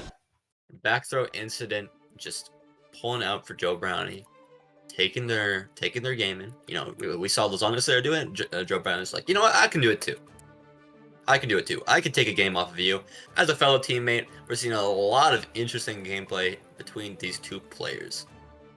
That's why it's always exciting to see either matches between team members or longtime training partners, because you're going to see interactions that you would never see anywhere else. And so far, this match has been very interesting with the interactions. I agree entirely, especially with a slightly uncommon matchup. You know, Goldless, despite being solid, did not get played that often. And same with, obviously, Jacko Valentine. But we're heading into the third game. No time for talk, only time for JD. Here we go. Oh, jumped right into the drone. This is terrifying. And yeah, that's one of those situations where it's better to burst early than to not. I mean, burst or hold your life bar effectively, but look at this. Pressure is so rough. Blocking these overheads, though. Once again, more pressure. Throwing out Behemoth after Behemoth, using the FD to great effect, but it is not going to be enough. Blocking is just not enough in a matchup like this. That caught landing recovery, if I'm not incorrect, which is so rough for Joe Brownie. You know, you can keep blocking, but look at this chip damage. I mean, it may not be the start of Season 4 anymore, but you can still see it coming through. Absolutely. Chip is still chip, and it is going to do a bit of a grip if you get hit enough by it. However, Joe Brownie able to get a nice little setup going, able to keep the pressure up, able to keep Lasagna Slayer in the corner, but can you keep it up forever? I mean, keep it up forever if you try, but look at that! Catches it down the system. Oh, but here we go. Pick it up with the coffin swings. Behemoth. Oh, your burst coming back at the last second. The wall stick locking it out. That is another game for Lasagna Slayer, now up 2-1. That is insanely fast round there, and just unfortunately, just a moment where a burst came back 1 second, even 1/2 second too slow. Yeah, it happens to the best of us. That's rough, but we're getting into game number 4. You can't really dwell on it. You just have to dust yourself off and try again. This is very true because, I mean, if Joe Brownie can keep their mental fine, keep them sane, then they might be able to conquer the Masa is Cold Lewis Dickinson. Now try to go for the jump out. Nice poke, going in for the 5H. Minion coming out. Another minion. Look at that. We got the pressure. We're throwing out double minion here. But again, oh, finally getting the open up, and this is gonna hurt. Hit me with that Jack-O Buster. I mean, you weren't cannon. That's a lot of damage on a character like Gold Lewis, and just pushing that advantage state. Are we gonna see the burst coming from Lasagna Slayer is the question, though. I mean, they seem to be saving it in. And we're not seeing any aggressive burst baits, you know, Joe Brownie beating the Stride player allegations, not, you know, going for a burst bait every second. But it doesn't matter anyways because Gold Lewis health, hold him by pixel. And there we go, the minion going to seal the deal there. That is a round for Joe Brownie. But can you bring it to the all-beloved Game 5? I mean, it's not impossible. The burst on deck for both players. Look at this minion. Gameplay, I mean, RC's coming out, you're lacking a little bit on the minion bar resource. Amazing 6B though. There we go, tap, dust, throw another minion out. Got the wall stick, Jack-O Buster time! You may man. hold that damage, but at least it's not a throw anymore, right? I'll be honest, what damage? Did you see the scaling on that? Yeah. True, but look at that air throw. Doesn't kill because of no OTG. It's an unfortunate scenario. Burn it down. Pushing Joe Brownie into Lasagna Slayer's loving arms. Forcing the burst minion from the behind and throwing out another one. My child has defended the neutral well. We're going to another Game 5. My child, strike down that fat man from the sky and I will give you candy. Game 5 here, Joe Brownie taking it back, trying not to lose to their fellow teammate. You know, probably a lot of respect on both players' side, but definitely a lot of bragging rights on both players' side. Absolutely. We're going into this final game. You know, a lot of times you say, oh, you know, this player definitely has the advantage going in, but I think this is one of those matchups where it's genuinely hard to tell. Yeah, I think both players, or both characters, offense could be so suffocating, but they're both defending it so well. Oh no! Oh no! I mean, oh no indeed. Look at all of that security gate. Oh, holy! Takes a long drag from cigarette. Gold Lewis. And there we go, gets the 2D, setting out another minion, able to get the quarter pressure started. It's a tap, dusting at the wall break positive bonus, looking a lot better for Joseph Brownie. Checking this, I don't know if that wasn't a super tip, I'm not sure what it was. That was drone. Yeah. Yeah. Wait, this kills. Never mind. No Jackal Buster on lock. Throwing out the minion again, and the commands will save you. That is 7 golden letters for Joe Brownie. Final game, final round. Double Luigi burst on the table for both players. I mean, look at this. Lasagna Slayer already in the corner. Are we gonna see the burst come out is the question. There it is. And giving up your burst first can put you at a slight disadvantage, but that was really your do or die moment. Joe Brownie is running away with this momentum as they get another Jack-O Buster, doing a decent amount of damage, but too far away from the corner. Hold this pressure. Oh, that's game point right there. No amount of gold to his health can save you from children, apparently. And we're seeing Joe Brownie take the team kill in their favor, moving on to winners top 8. Excellent play from Joe Brownie. That was a really scary matchup. There's a lot of rounds in that whole set where you just felt like, man, all your momentum must have gone out the window. But the mental fortitude of Joe Brownie to dust themselves off and keep going every round won them that set. Right, are you ready? Here we go. The girls are fighting again. Here we go, getting into it. Starting with a little dash 2P into key grab. Immediate jealousy from King Koa. Yeah, right into the Dawn's Eye, but the burst coming out from Jik. Not trying to uninstall either, just until now. Again, just kind of playing around some of the jumps here. Close slash, going for a little shimmy, gets the JH, again backing off. Trying to play this fast and loose. You definitely want to play some quick tag tactics here. Yeah, I agree entirely. We're seeing, just a lot of fast movement from Jik, trying to bounce in and out of King Koa's range, but blocking the overhead is so good because forced uninstall, no jealousy rage. Here's the go. With someone like King Koa, it is only a matter of time. We've seen them run out of jealousy a couple times, but then get it back so quickly. However, this pickup is going to hurt. I mean, routing into the high-low 50-50 is an amazing choice from Jik. But King Koa taking their turn back. It's the key grab. Have a gauge of jealousy. The black suit is back on. Someone play the Bully McGuire theme. We're rolling in. Clearly, I mean, uninstall again. We're seeing so many forced uninstalls. King Koa playing so aggressive here, just trying to take a Jik out with all their meter. 28 seconds on the clock. This is a long round.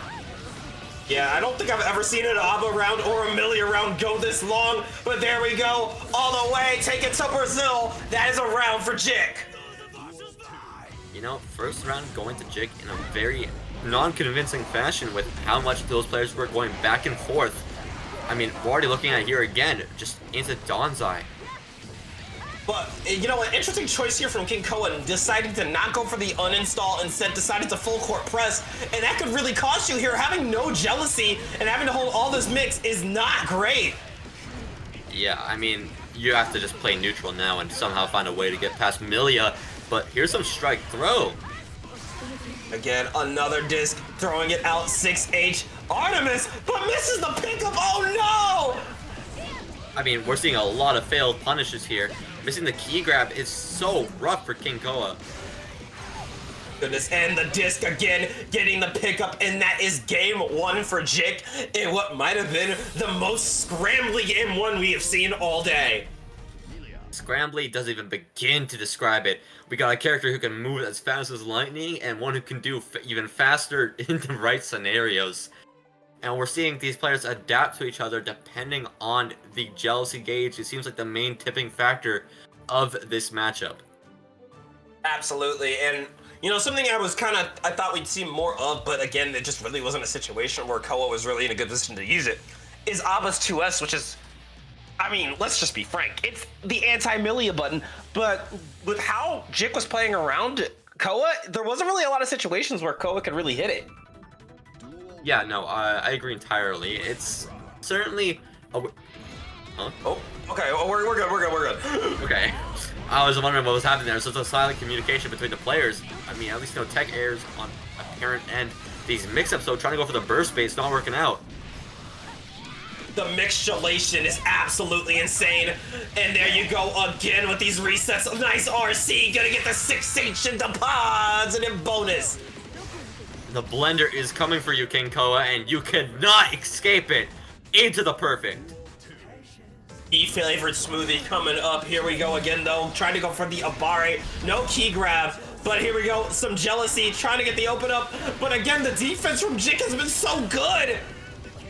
King Koa just running so low on this jealousy again and again, but bursting here trying to take their turn back. Oh wow, the install. Oh, the 2S into downside, goes for the uninstall, reinstall combos, we got those, put the black suit on. Amazing routing, but what are you gonna do with all this jealousy rage is the question, especially as the defender in the scenario. There we go, the Rekka one more time, downs. To close out the round. King Koa taking a round against Jik. We go JD into the Rekka. Okay, and here we go, Shimmy Neutron getting the pickup. Yo, we got the ball and bombos up in here, but you missed the open up, and there we go, Jik getting a chance here, draining the whole jealousy gauge. This is a rough situation. I love the cross up after the pause on the screen. I mean, you have all that time to block, but you can't block. It's like a 12-frame cross up. The block in the burst, though, that he can block. And there you go, back into jealousy, trying to get the overhead, but again, the knockdown. Once again, setting up the disc. We are getting mixtulated, chat. No jealousy to work with. Going in for the hair car and setting up another mix. Guess, guess, guess. Guess, guess, guess, but strike is always not represented here. These throws are rough, and the wire seat is just not working out. There's the burst. Yeah, that was kind of a no-choice burst there, but getting the JS 2H into Rekka, it is jealousy time. And yeah, I think the throw was a great move. We have seen time and time again, Jik has been ready to block the overhead or the low, so going in for a run-up throw was a nice change-up.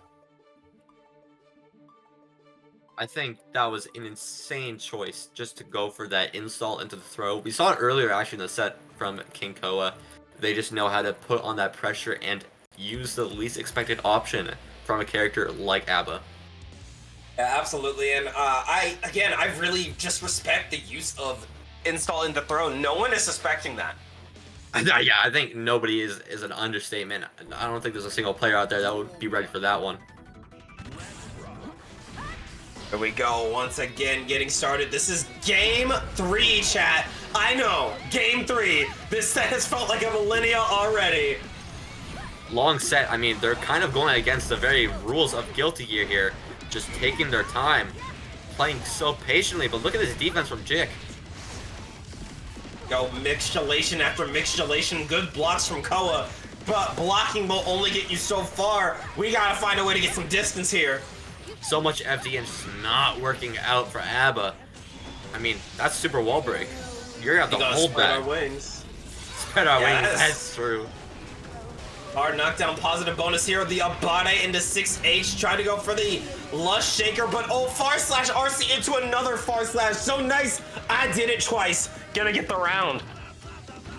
If it ain't broke, don't fix it. And we're seeing Jik just a lot of these same confirms just to get it working. Look at that throw, though, working perfectly in and out of King Koa's range. And again, another route here from Jik. And again and again and again, we've just seen the evasion has gone absolutely insane, and that burst sucks. Not only are you losing pressure, you're out of jealousy. I think this is a Jik round, without a doubt. I mean, they get the mix here, the throw is coming in clutch, and you're not blocking any of this. Oh my goodness, once again, left, right, good night, throwing up the far slash, gets the hair car, no super, but the 2H is still gonna break the wall. Guess for game here. Guess for game, I mean, you're not even guessing if you whiff a long recovery button. Millia can weave in and out, and we're seeing Jik moving like a sewer, just weaving in and out of this King Koa's pressure.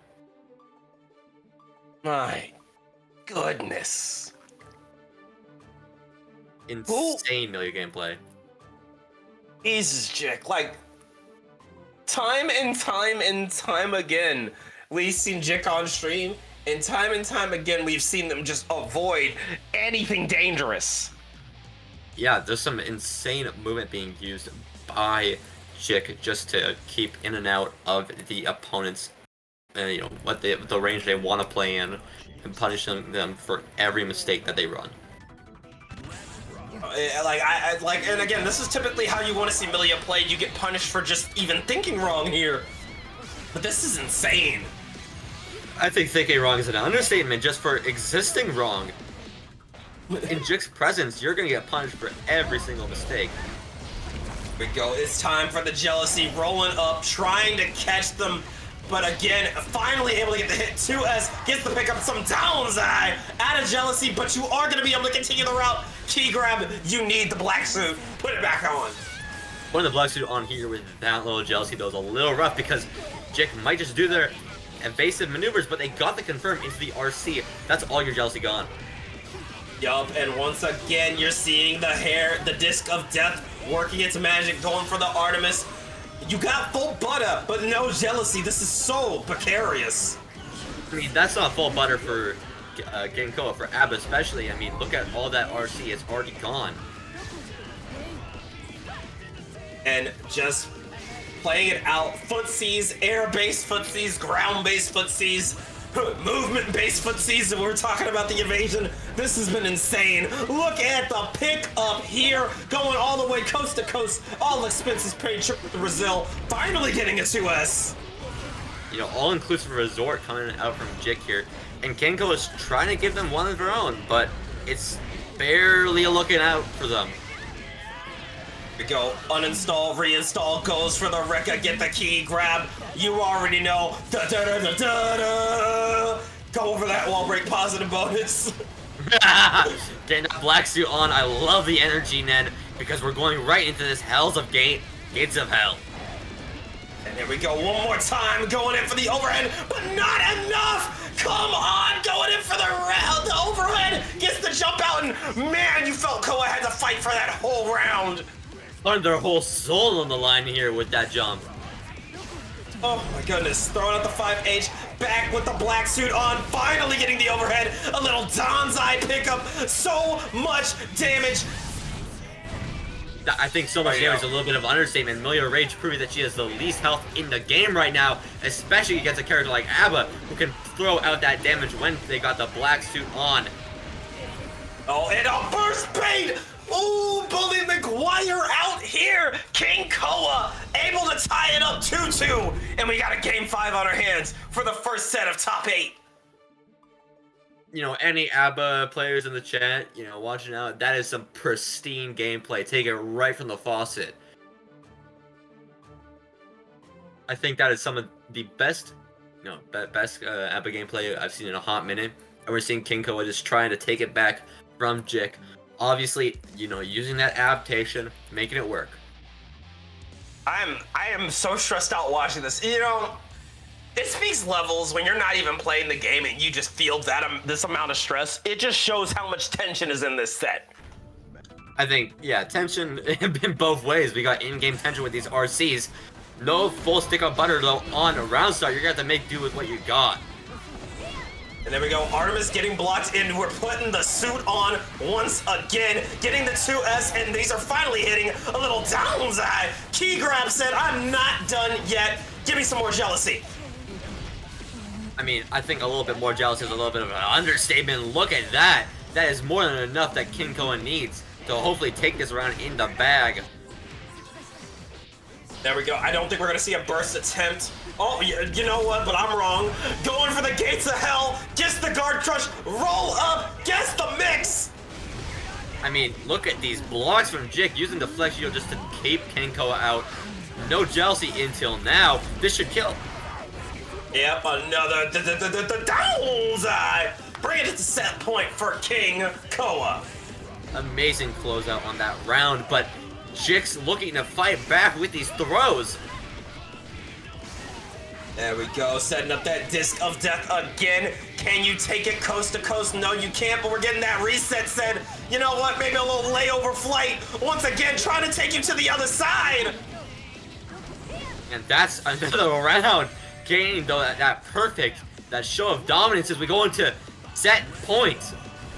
Double Luigi, no burst for either player yet, but here we go. Milia Airlines taking you through with the 2H to get some positive bonus. Half health gone for King Koa, but they're just trying to build this jealousy as they're catching it already.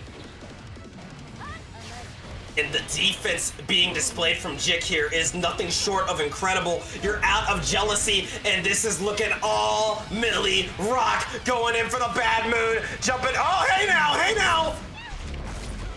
You know, putting it all in on Black here with this black suit, just trying to keep that jealousy up. The RC confirms. Here we go, once again, going in with the vault, trying to get the 2S, but staying out of the way again. Caught the backdash. One more chance for both sides, if we're being honest. I think one hit for King Cole will make it do, but there goes the RC. Now it's looking worse. And trying to catch Jik flying the downside pickup out of jealousy. One more chance for Jik. The back throw incident strikes again, using the flex shield to block, but the JS confirms no kill, drops around. Enough! Oh my god, it's so close! One more hit on either end here! That's another hit! Wait, we're installing. Oh my god! Oh 6 my god! feet to close out the set. Amazing choice from Jik. Such a close set from both players. Damn, I'm a faint. What the hell was this? We're not recovering from that one. That is a start to our top 8 for sure. And we have the intro rolling out as these two players enter the first game.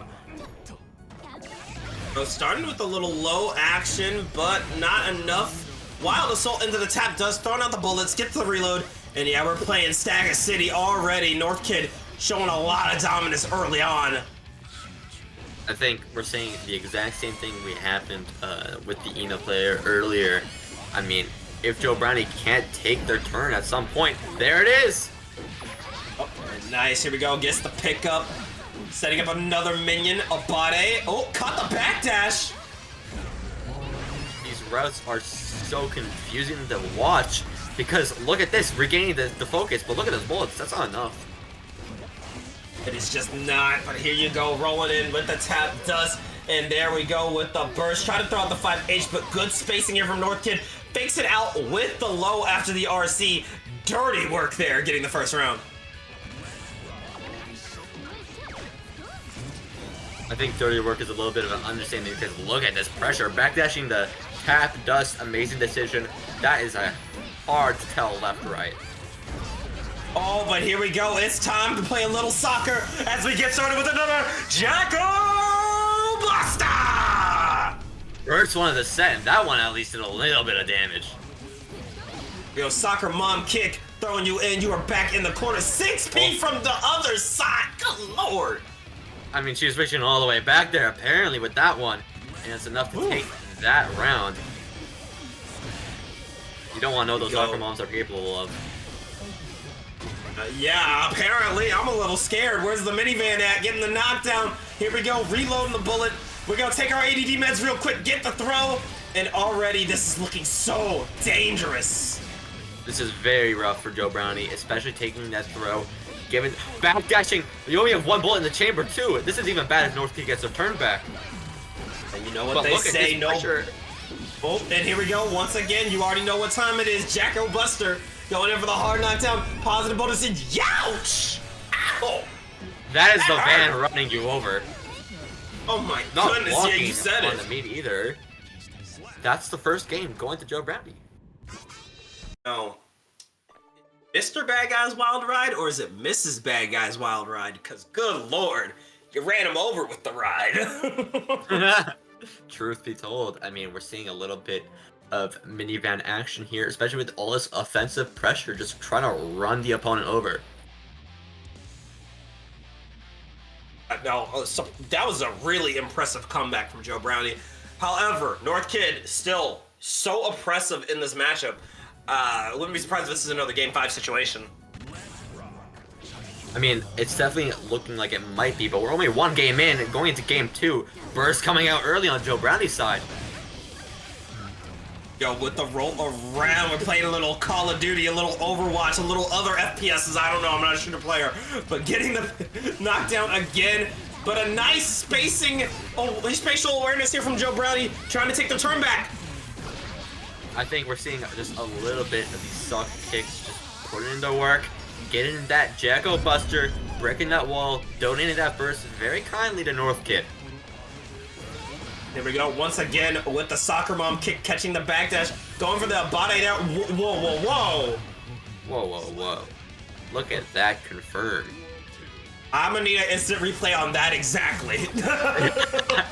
Maybe after this match has been over, but look at this. Already going up to just do his gunshots, take his, to the practice range.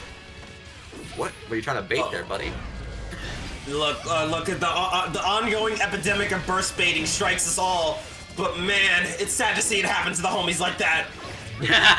Truth be told, it is an epidemic within Strive players, but look at that air throw. Ready to take them off the air. Our gold burst! It's gone! Yeah, Joe Brownie just straight up ate that gold burst. Look at that 5D, getting that wall break. Full burst on Joe Brownie's side too. Jumping over the BO orb, gets the soccer mom kick, getting the setup here. We're going back in the minivan. Jacko Pasta! I mean, you said this might be a Game 5 kind of set, but look at this already. Me when I lie. Good lord. Yeah, I think that was a very, she won't say dominating, but look at Joe just putting in the work. Trying to stay that winner's side, going to winner's finals. Taking it 2-0 already. One more game is all they need. You gotta wonder, like, Jacko is one of those characters where I love Jacko. Let me preface this comment with I love Jacko. I think he's an awesome character. You are not gonna see a lot of Jacko players though, and I can't help but wonder if that is part of why North Kid is kind of struggling here. I mean, it might just be, or Joe Brownie might just be that guy. Yeah, a little bit of both, but here we go. North Kid getting some momentum here. The BO orb was attached and able to get the wall break. Positive bonus here. This is a great start. Yeah, we're already getting a little bit of deodorant action, just getting rid of that BO, just trying to make sure you're not constantly having the gun over the cancel into the roll. You're not blocking that. Oh, hell no. And look at that. Here we go. Wall stick. Not enough to make some money, but enough to get that haymaker punch into the positive bonus. The BRC forward, what was North Kid trying to press there is the question. Not sure, but we're gonna get the YRC trying to kick the shins. No dust allowed. Going in for the cross-up again. An excellent play from Joe Brownie. Setting up another mix, but that gold burst could do a lot for you. BO orb is applied. You got the stank on you. The stank is an understatement, but that YRC is enough to take it back. That's another YRC! Look at that Kara roll, but it's not enough to capture Joe Brownie just yet. Fight back. Oh my God, Joe Brownie clutching it up already at set point, looking to make the most out of every round here. I mean, this is literally just set point. This is just oppressive pressure.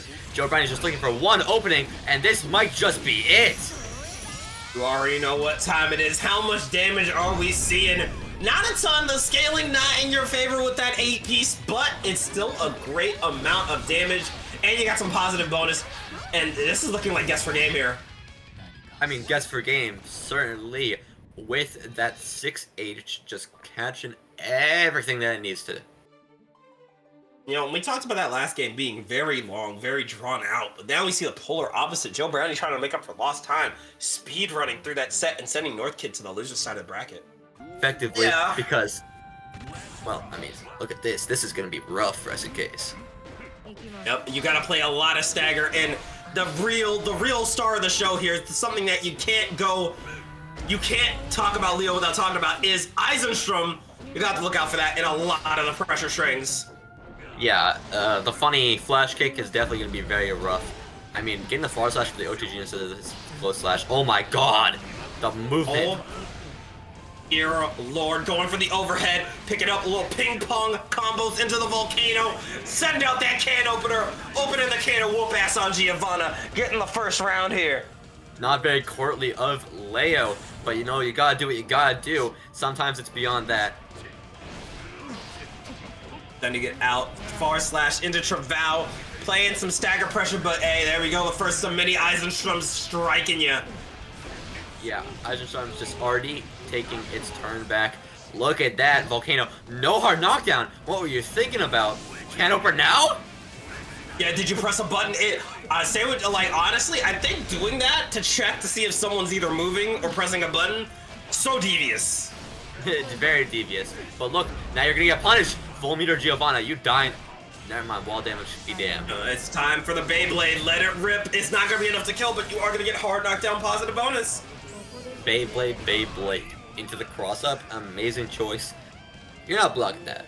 I mean, you might have the BRC to work, but in a scenario like this, in losers whatever final, it's not looking good. Here we go, trying to roll in, but the flash kick gonna strike you. Going in, it's time for Blender. Never mind, we are refunding the ticket to Blender City.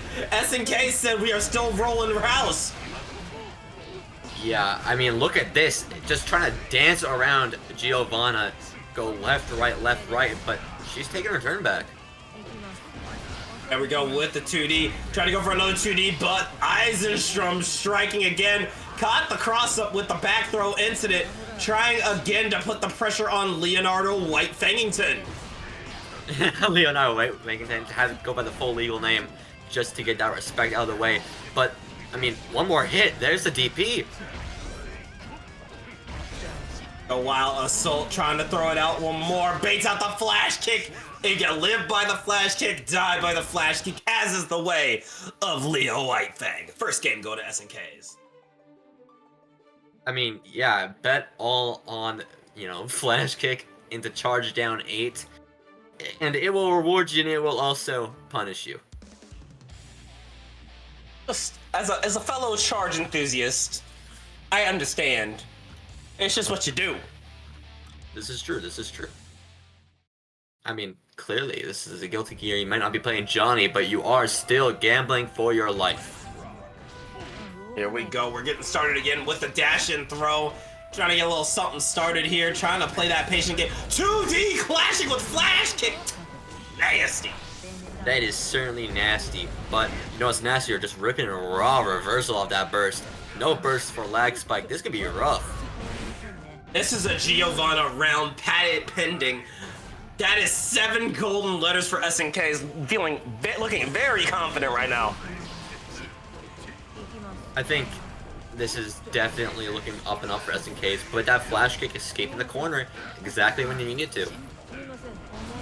Go, Traval trying to go in. Look to check the 2P there, but no luck. It is time for never mind, we are not going to Blender City today. Blender City be damned, burst be active. And look at these neutral checks. Both these players playing so cautious with their dashes that are cancelable. Birds of the same feather, tap dust. RC. And the volcano into the guard crush. Watch the toes. Getting the wall stick. Not enough for can opener. So you're only gonna get some positive bonus here. And oh, kiss your butt goodbye. This could hurt. I mean, not blocking the fuzzy is already much to your disadvantage, buddy. But oh, the 100-meter rip. I love it. Just going straight for the reversal. Just trying to get that kill. Yo, why not? Gamble away, my friend. Going in to another round 3 between these two. Oh, ho, ho, ho. We might not see many games at this point if we just keep getting these flash kicks baited. And look at that, the JP into the throw. This pressure, disgusting. Go again for the fuzzy dive kick. Go to Brazil. Not even giving lag spike the chance to burst. Just immediately closing out that game. God. I love Giovanna so much. She's so cool.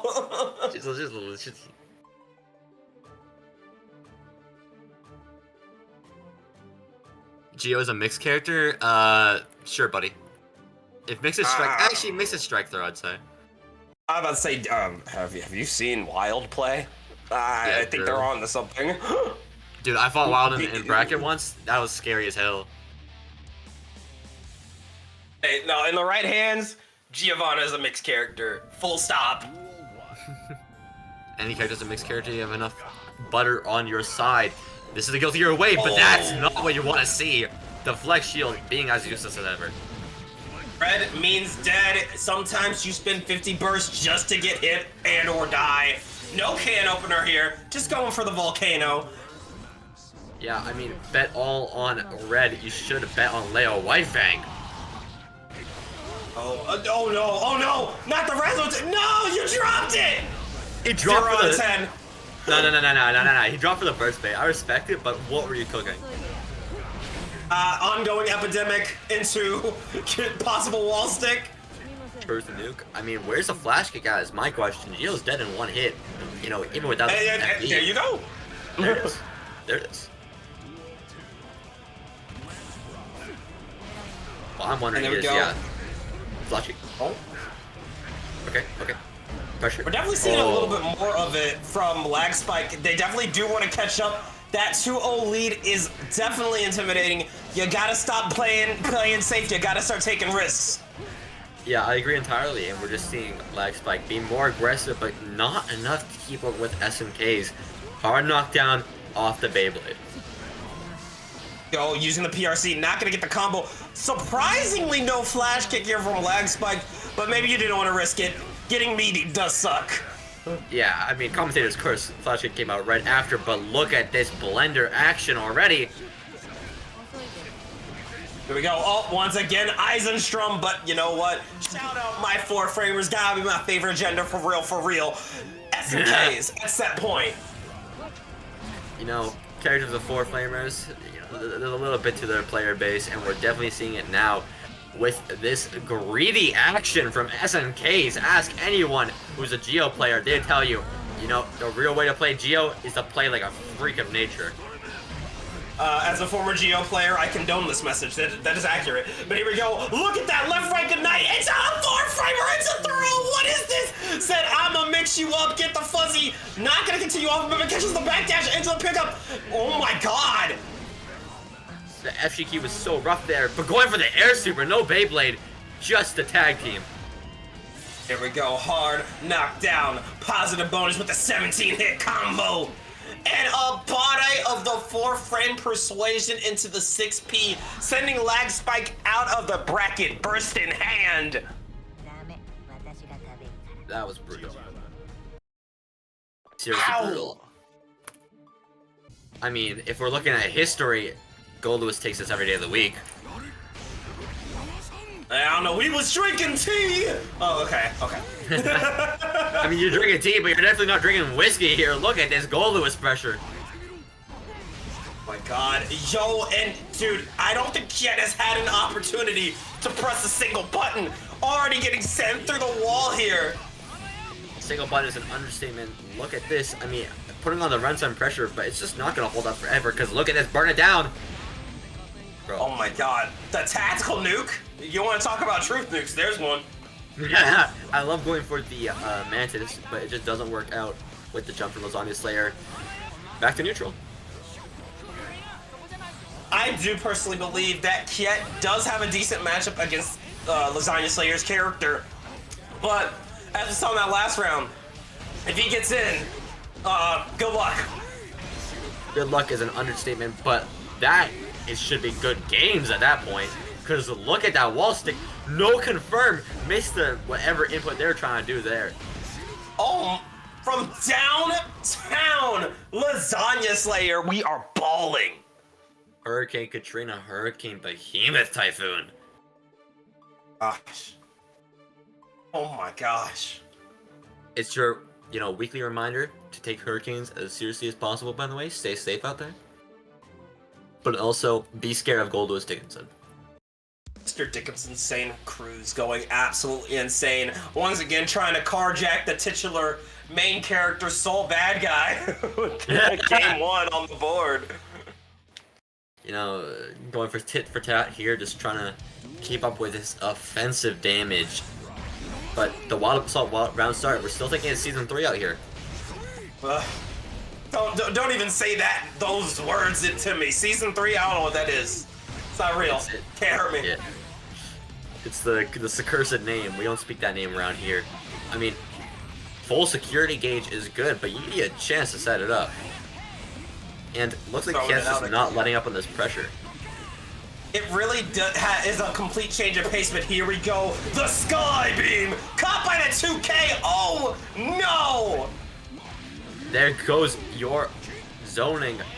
Oh, that's blocked. That's blocked every day of the week. Yeah, that's blocked. And to Drone misses the hit.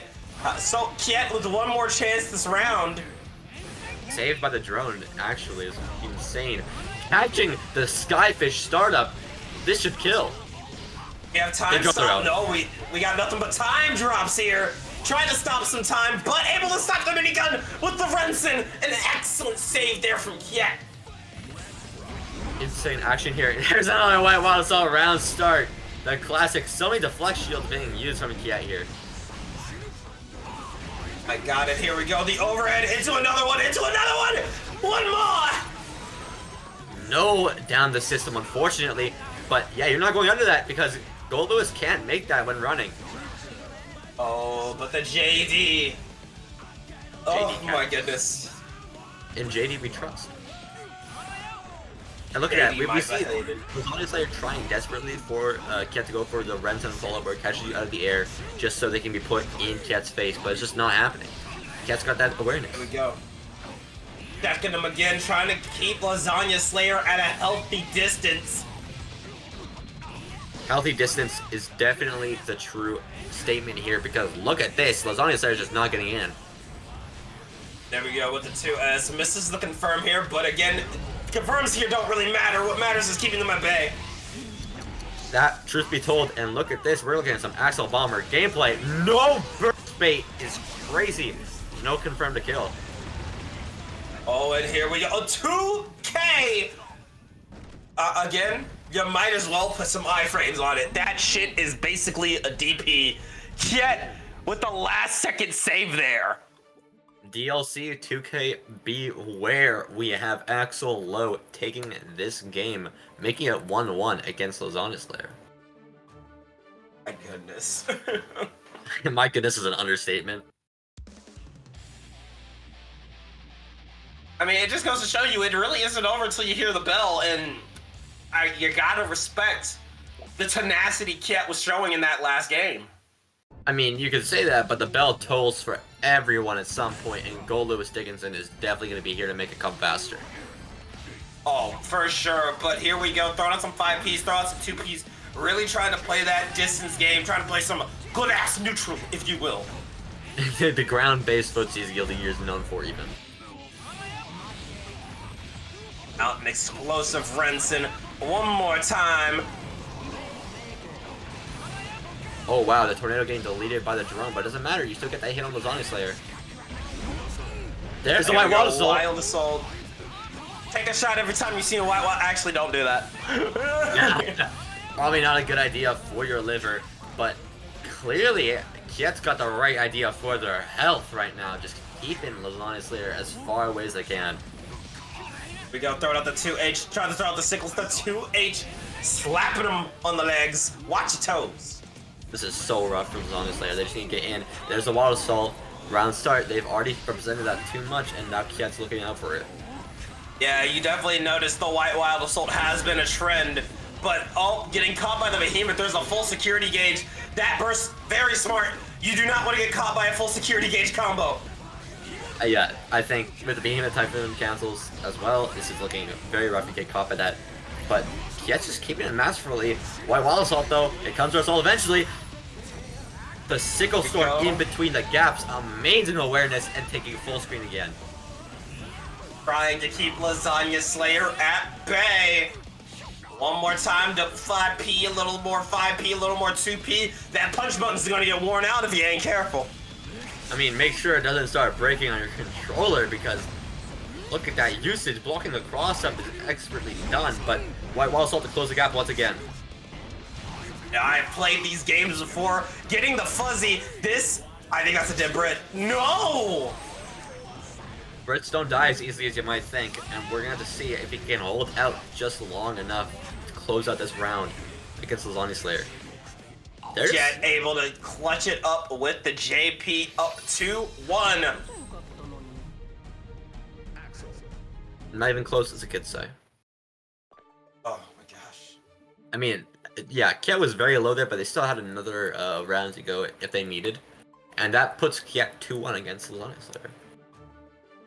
And I gotta agree with Joe Brownie. This matchup doesn't seem very easy. Like, it feels like one of those matchups where if Goldluz gets in, it's wraps. But man, getting there is really the challenge. Sisyphus on the stick right now, by all definitions. Instead of a rock, it's a coffin. Push an uphill battle, but you know what also can do uphill battle for you? First of all, White Wall Assault, we're gonna have to see when the Lasagna Center wants to rip that. Yeah, we are throwing out a little 5P action here, trying to check all the approaches.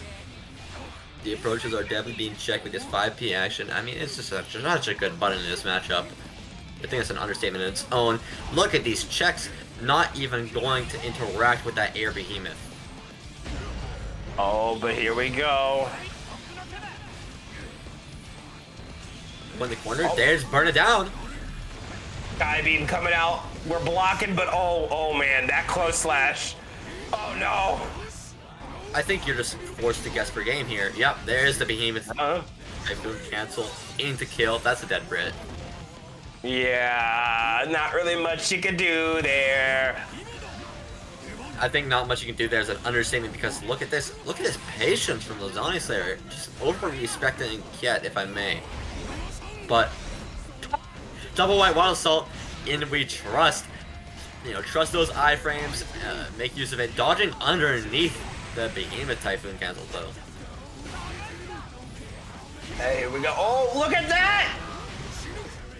Oh my god, the cancel into the JH.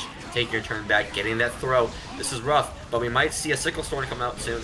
Doesn't matter, that's a dead Brit. That's tying it up 2-2. Lasagna Slayer trying not to die yet, trying to, you know, keep history on the right tracks, making sure that the Americans beat the Brits. My goodness, we are going to another Game 5. Game 5's all around tonight. Yeah, SNK's in chat. That was crazy, I won't lie. I won't even lie. Yeah, this whole bracket has been nothing but brutal violence. And we are still not even halfway through top 8. That's the crazy part. I think we're going to see a lot more of this action very soon. But first, we got to deal with this matchup here because 2-2, these players are both playing for their tournament life right now. Oh, and yeah, looking at that tournament life, kids may not be long for this world. Their time might be nigh, because that is a lot of damage. You cannot trade with Goldluz Dickinson. I love the decision to go low, especially off the possible, you know, fuzzy off of the possible high. But there's still a lot to be done here for the Lasagna Slayer. Just getting that first round, putting on set point, it's not enough just yet. There we go, throw out the 2H. Oh, big behemoth rolling in. Oh no! Holy! The combos with the OTG behemoth. Call the police! Call the police! All the popo, but they're not gonna help you. Oh no! Oh no! The Brits get driven out once again, and Lasagna Slayer takes the set for Yokai. Alright, here we go. Kill your friends. Guilt-free. Getting started here. It's the pickup, and yeah, this is a chaos. What? The drop there? A commentator's cursed moment, really. The pickup is just gonna get dropped, but the resets into the throws, it's rough for SNKs, but the 4-frame mash is coming out. Here we go. Trying to pull up a little backup here, looking to catch a whiff. But the dash in throw, the Geo classic, you wouldn't be surprised if we see that a lot this set. The back throw, burst baited, Deuce X money. That is so rough, and you're gonna have to hold those bullets to the face as the first round of the set goes to North Kid after the burst bait. Here we go again. Little 5K, little Travau, a little Garu dog, but without the Garu, gets the pickup. Here we go. Lots of damage here. Again with the reset. Nice BRC backup set. I'm going to continue this pressure, but it only lasts for so long. North Kid said, I'm done with this. I'm done with this as an understatement because look at this strike throw gameplay. But getting 6-speed, where are you dropping these routes or these pressure resets? Because it's coming back to bite you, Northkid. Go, rolling in with the 6H Rekka. Nice cross up into the doggo kick. That is a round for SNKs. Yeah, SNK is taking that. Just trying not to lose the first game of the set. Trying to show that they can take it, and look at that throw right into the drill, but doesn't land because of the burst. And here we go. Once again, BO Orb is applied. You got the stank on you. You got to dash block your way in, but Northkid said, no time for that. I'm going to come to you. Yeah, just trying to, you know, play aggressive. No bullets in the chamber, though. That's the rough part. We're going to have to see how Northkid's going to try to retrieve these bullets. May not get a chance to with this pickup going in, but drops the confirm, but that's all good. We get the 5K into regular throw. Trying to keep our distance here, but there we go. Gets the reload. Stanky leg. That was definitely a YRC bait attempt from SNKs, but it's not working out in their favor. This is enough to kill. Right into the moneymaker. Deus Ex Machina. Hold these bullets. Hold my game 1. Excellent game. Excellent comeback from Northkid. Quite scrappy. Not the scrappiest set we've seen. We've definitely seen some scrappy sets today, but definitely a pretty back and forth set between these two. Yeah, I think definitely compared to like some of the earlier sets, right? With like King Koa versus Jik and some other people, it's a lot calmer, I feel. But calmer doesn't mean not entertaining, and we're seeing a lot of good gameplay between these two players. But Northkid taking that first game was a little bit of a surprise on my end, if I may admit. We're going to see if SNKs can bring it back and readjust. I gotta agree, because it really felt like at the beginning of that set, SNKs was absolutely rolling and controlling, but it really just seems like the tenacity we're seeing from Northkid, the neutral awareness, the patience, and the meter management really just helped them in the end there. Oh, look at that! That clash! Damn! Yeah, Geo2D clashes with everything and anything, and we're seeing SNKs try to use that to manipulate neutral, but, I mean, Happy has Far Slash, it's a rare button to see, but Northkid seems to know how to use it. Oh, look at that, using the good buttons here, gets the knockdown. No cross up the 4-framer, but once again, Northkid trying to, oh wow, just standing there menacingly, releasing the clip on them. Oh my, wow. Just taking a second, maybe as like a mental brain fog or a jam, but it worked out in their favor in that one scenario. But SNK is already trying to, reassert dominance, just take it back. Go, there we go with the pickup again. Gonna feel it, take it all the way to the other side. Away, no shimmy neutron. Now taking it to the other side, making that money with some Deus Ex money. Bam, bam, bam. Hard knockdown. Wall break, positive bonus. You've heard this story before, but now you're going to hold this bullet because the pressure here is rough with the burst coming out. 100-meter Giovanna. Oh, and the pick up once again. Oh, got the JK caught sloughing on the block here. One more chance here for SNKs to take the round, but the 2S coming out to save you. That should. Oh, the cross up into the fake cross up with the gunshot. Just going for those resets, just going for those left, right, high, low, just trying to make advantage of SNK's lack of ability to block this mix. That's going to be Northkid here taking the second game in 2-0. Wow. Yeah. Any thoughts, Nen, before we get into this potentially last game of the set? Just insanely good stuff from both sides. It's really just tragic that one of these players has to sit down after this one. Truth be told, I wish neither of them did have to. But, I mean, for each player, this is what drives them to keep competing. This is a lot of aggressiveness that they have to put on the line here if they want to win. Oh. Trying to stay on the defense here, letting the clip run, but we're low on concentration, but that's not gonna, never mind, that's not gonna matter. Going in for the cross up, but another 4-framer for SNKs. Once again, not giving up, maybe down, but is certainly not out. Yeah, I love that, but honestly, missing those throws there, you need to realize that your strike throw is currently not up for the cut right now. And what do you need to change to make it work? Well, clearly, SNK has found it before I can finish that sentence. There you go, but you gotta keep that pace up. We have seen this go all North Kid's way until right now. So you gotta wonder, does SNKs have it in them to bring it back for 5 more rounds? 5 more rounds is a lot of rounds when you say it like that, but this is Guilty Gear, goes by in a flash, but you know what? This is starting to look worse and worse for SNKs, holding that hard knockdown. Yep, got the positive bonus rolling in with the hopscotch, but a great Abate. North Kid was not ready for that, going in for a nice little confirm, but there's the burst, say keep your distance. BO Orb is applied, got the full bullets, got the stank, got everything in your favor, but the YRC into the throw, going to change up the momentum again, and these 4-framers are doing SNK's taxes. Yeah, SNK is making use of these 4-framers. Oh, wow, again and again. Just finding the gaps in North Kid's pressure, and you said it was 5 rounds, but we're taking closer and closer to 4. That was a nice comeback from SNK's. It's definitely starting to call out the gaps that we're seeing in North Kid's pressures. Now, North Kid's pressure is pretty good, but we are seeing a lot of 4-frame windows that SNK's is taking advantage of. Yeah, I mean, put in a window that's normally not enough for most characters to, you know, to take advantage of, but clearly Giovanna is not one of those characters.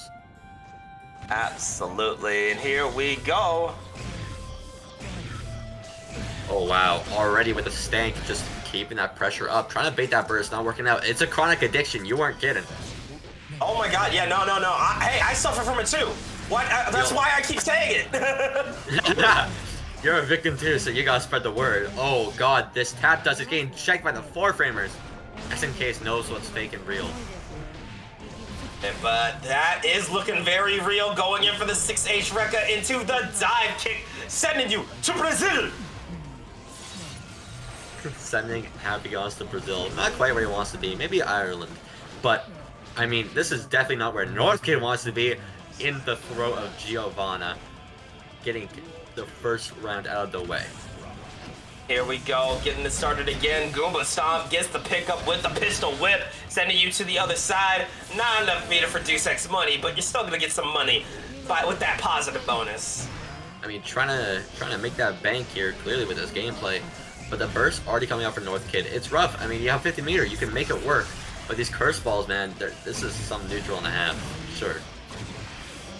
Here we go, getting the pickup again, sending you all the way to the other side, make that money with some Deus Ex money. Bam, bam, bam. Pushing that advantage state. North Kid is just looking to close out this round.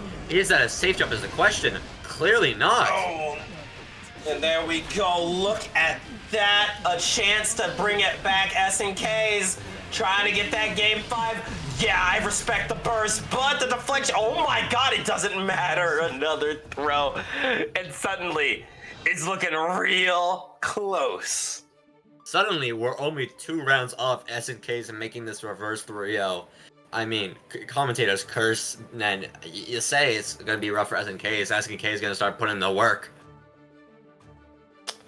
I mean, hey, you know what? If me saying that makes these players lock in, then maybe I need to start saying you ain't got this. You know, I think these are really entertaining. You know, game 5s, a hell of a lot of them in this top 8, and they're just trying to you know play for the crowd, play for the money, play for the wild ride. This is so exciting, getting into another game 5 today. Starting with a nice little dash under 2K, avoiding the BO orb, but we're gonna let the clip rock.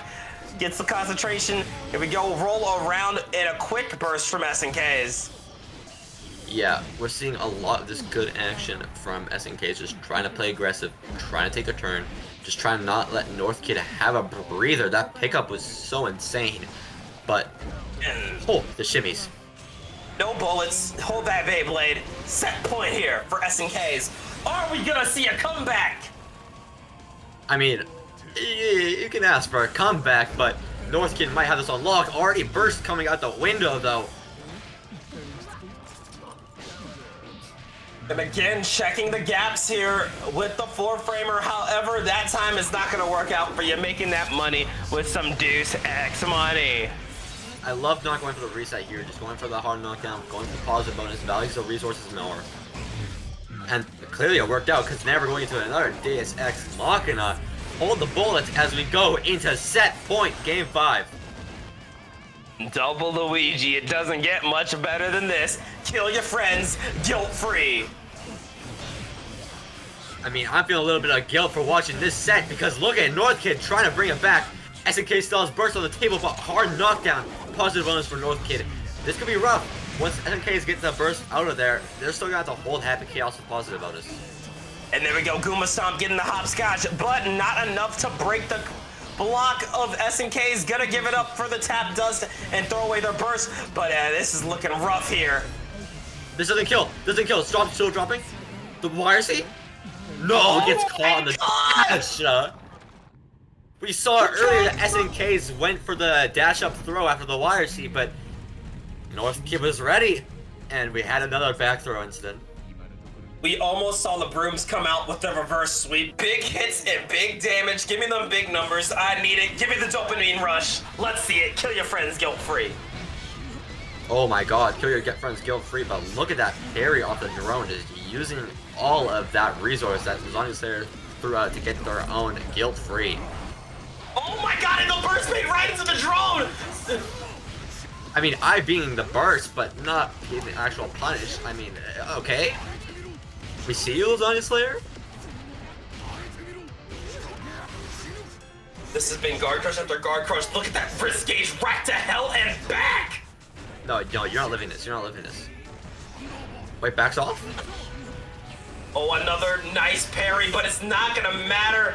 Once again, with the fuzzy getting that first game, or first round for Lasagna Slayer, and may I say, very convincingly. Very, very convincingly, just keeping that pressure up. But, I mean, King Koa's got the advantage here. Not enough Jealousy Rage built just yet, but all he needs is one hit to build it up. Oh, he caught the backdash. Here we go, pick it up again. One more time, throw it out the more and more and more guard crush. Going in with the JD, red RC. This could be a dead, no, you got it, you're living. Elbo's got crazy guts, but also wall damage did help King Koa there.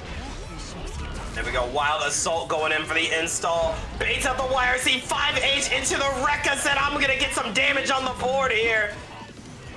Yeah, amazing YRC bait going into the gates of hell. Just taking their turn back into the immediate low. Donzai getting the wall break. It's looking up and up for King Koa. Oh, but the trade not in your favor. You do, and as I said earlier, and I'll say it again, you never, ever want to trade with Gold Lewis. Yeah, trading with Gold Lewis is so rough. I mean, Behemoth Typhoon, you get launched across the screen. Anything else, you take more damage. Exactly. Like, it's never worth it. It's never worth it. Don't do it, please. Okay, now we're going to the next round here. And first game, going to Lasagna Slayer. Pretty convincingly, if I may say. But we're going to see if King Koa can put the adaptation to the test. Y'all are making me want Italian food. I'm starving. Hey man, honestly, what is that Donzai though? Force uninstall. Skyfish? We go, throwing out the 5H. We're closing the distance a little bit with these dash cancels. Throwing it out, trying to keep Gold Lewis in the corner, but Lasagna Slayer sled. What corner? The corner you're in? Your corner is now my corner, and just back it off to get that drone applied. I mean, the parries on the drone are good, but still force to hold it and expend the wire seat. At the end of the day, I was thinking at first, yeah, that's a really good choice to parry the drone like that, but every time we've seen King Koa go for it, they get caught. They do get caught, and oh my god, the JD into the Wild Assault. Mostly the most Gold Lewis thing I've seen in a while, but this Ava pressure is so good into the force uninstall. Oh, but here we go. 1, 2, 3 behemoths. Another one going in. We're rolling up. Oh, Lord, he coming. But there's the 6P from King Koa. Start with a little downs. Another one. One more for the people in the back. Do it for us, Koa. Oh, please, Koa, please. Do it louder. Come on. We're looking for a little bit more jealousy. Missing the parry on the drone is so unfortunate, though. Yeah, this is rough, but here we go, ruling in with the vault. The 2S gonna clash with it, but clashes are nice, but you really need a hit. You really do need a hit, because if you can get one hit, you can get that jealousy built up. I mean, parrying is good, we keep saying this, but it might not be the best option for you long-term, King Koa. But the thing is, yeah, you need that jealousy gauge, but still forced in the corner, forced to block. This is the lose condition. First game, or second game, excuse me, going to Lasagna Slayer. Can I please get some garlic bread? Please take me to an Italian restaurant right now. Anyone in the chat willing to, foot the bill, please? I gave some good commentary here and there. But, I mean, this is looking up to be another 3-0. It's looking a little bit rough, I won't lie. And, we said that in the last set, and then it ended up being a 3-2 set. I have faith in the Abba gang. I got faith in King Koa, but something does gotta change. I got faith in garlic bread, but, that's just my personal opinion. There we go, starting with the Donzai. A called out the whip punish on the Behemoth. Gonna have to roll in. Out of jealousy, the black suit is not on. We don't have the hater energy right now. It's just not enough, and we're seeing Goldust just apply this pressure very, very slowly. Oh, and 2D of the gods right there. Perfect timing. Putting on the black suit, going all in on black, but it doesn't work out. Seems like you're losing your money and your health here. Yeah, and your sanity while you're at it, but here we go with the super. The black suit's coming back on, rolling up with a little install into throw. It cost you all your gauge, but it was worth it to get a little momentum started. A little momentum might be all they need, but the YRC coming out from the Lasagna Slayer, just trying to take the Hidden back into the White Wild Assault. Oh, but yeah, that's death. That's death. You know what? I think that was a good attempt, but, Behemoth Typhoon cancel moment. Yeah, oh, but the 5H rolling with a Rekka 2D, a Rekka again.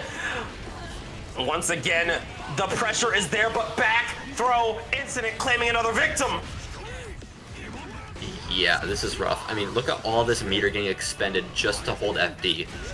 It's so rough. Every time they block, that tension goes down so much because you don't want to hold that chip. Oh my goodness, and again, it's been another situation of Lasagna Slayer not giving their opponent any chance to breathe. This is guess for, this is game. This is guess for Sept, and that is King Koa knocked out at 5th place alongside SNK's. Lasagna Slayer advancing to fight North Kid in losers semifinals, and yeah, I mean, just shake my hand. I have no clue how you're gonna navigate this as Jacko. Well, and navigate really is. Oh, I'm sorry. No, just going right into the match, I think. Yeah. Burst already coming out from Joe Brownie. Navigate is really going to be the name of the game, as you were mentioning it, because you want to talk about mobility, you want to talk about neutral control. Jik has been on it all damn day. Yeah, clearly just, fighting on their own, just keeping that character that they put a lot of effort in. Basically no minion gauge though. This is looking rough for Joe Brownie. There's the YRC. Right, and send it out. Oh, caught them in the air. Look at that nice little ping pong between mother and child. So nice to see the parents bonding with their children. I mean, it's a rarity in today's modern age, but we all know Jacko's not going to let up as the best mother in the series. Oh, Dizzy would like a word, but here we go, pulling up with a little flower power, trying to roll in. I mean, look at this 6P action, just trusting in that button so much. Using the RC to get the confirm. I like just, spending the meter. Why not? Really, I mean, you got the meter, why not use it? Rolling in with a little hair car, gets the pickup with the disc. Look at that flower power one more time, catches the throw, and yeah, we're gonna spread our wings and fly. Fly to the sky, same with Jacko on this trip to the next part of the stage, but jumping out of the Artemis Oki. Double minion playing a little soccer here. Wants to bait out the burst, not going for the Jacko Buster. I mean, we keep saying it's an epidemic. It is. Oh, into the jump in, but there's the burst. No bait there. Ooh, we are sending our children flying to the sky and back. There's the throw. That is an excellent way to close out the round, making sure Jik cannot use their burst. What an impressive save from Joe Brownie. And again, we saw a lot of what we've been talking about with Jik's gameplay on display once again. But Joe was able to kind of slow it down just a little bit, because we've seen a lot of times where a lot of the other players will either just be holding a lot of pressure or trying to like speed up. This is the first time I think we've seen someone actually try to slow Jik down. Yeah, I agree. It's just, not matching the pace of Jik, just trying to force Jik onto their own pace, and clearly it's working out. Go, getting into another game, setting up the minion, gets the pick up, but there's the burst. We talked about it being winners finals, but the way people have been playing, you would think everyone's going out at one game. Whoever loses it still gets another chance at the money. Yeah, but clearly having one chance and using it all then is better than forcing 2 chances. And they're playing like it. Absolutely, you definitely do want that grand finals winner side throne. And Joe Brownie fighting hard for it, getting the mix up again, and it's time for some Jacko Buster. Yeah, you're dying. No debate. Dying before you hit the wall, going for that grand slam just to close it out real quick. Just taking that round, trying to keep that dominance up. I mean, you still have burst on Joe Brownie's side, but just holding it is such a good decision here, especially with Wild Assault being available. But this ping pong combo, we talked about it earlier, Joe Brownie knows how to use the situational awareness depending on where they are. No, this is just me thinking out loud. I know Joe Brownie's goat is Jacko. I would love to see a little Venom arc for Joe. I think he could make that character sing. He could make that character sing, but I'm not gonna say no to seeing more Jacko action on screen, but we're seeing a lot of Million action, just pushing that advantage. There, no burst, and just cut out by the kids. Yo, generational burst. My grandmama gave me that. I'm gonna pass it on to my kids. I'm not throwing it away. I need this. It means so much to me. I mean, to be fair, I think you could burst the minions there, but I also respect maybe just not wanting to give it up, because it's like, I don't know if I can bring this back. I'm gonna have to still start again from full screen. Maybe it's just better to go to game 3, Yeah, just, no need to overexert yourself. But that far slash is definitely connecting. I mean, bursting to keep Joe Brownie in the corner here, not a bad idea, but the 6P is working out. Look at these Abare just from Joe. Oh. Good body. Oh my god. Just trying to keep that going. Okay. Okay, Capel. The movement is happening. They'll cut the backdash with the soccer mom kick. The child on the other side looking to play another game of ping pong, but we are not in the mood. Getting the pickup, a little flower power, sending you through the wall with the Artemis. The instant overhead definitely is punishing, but, I mean, we're still looking at a little bit of benefit here for Joe Brownie. They're going with burst right now. If they block this, or if they don't, they have burst going into this next round.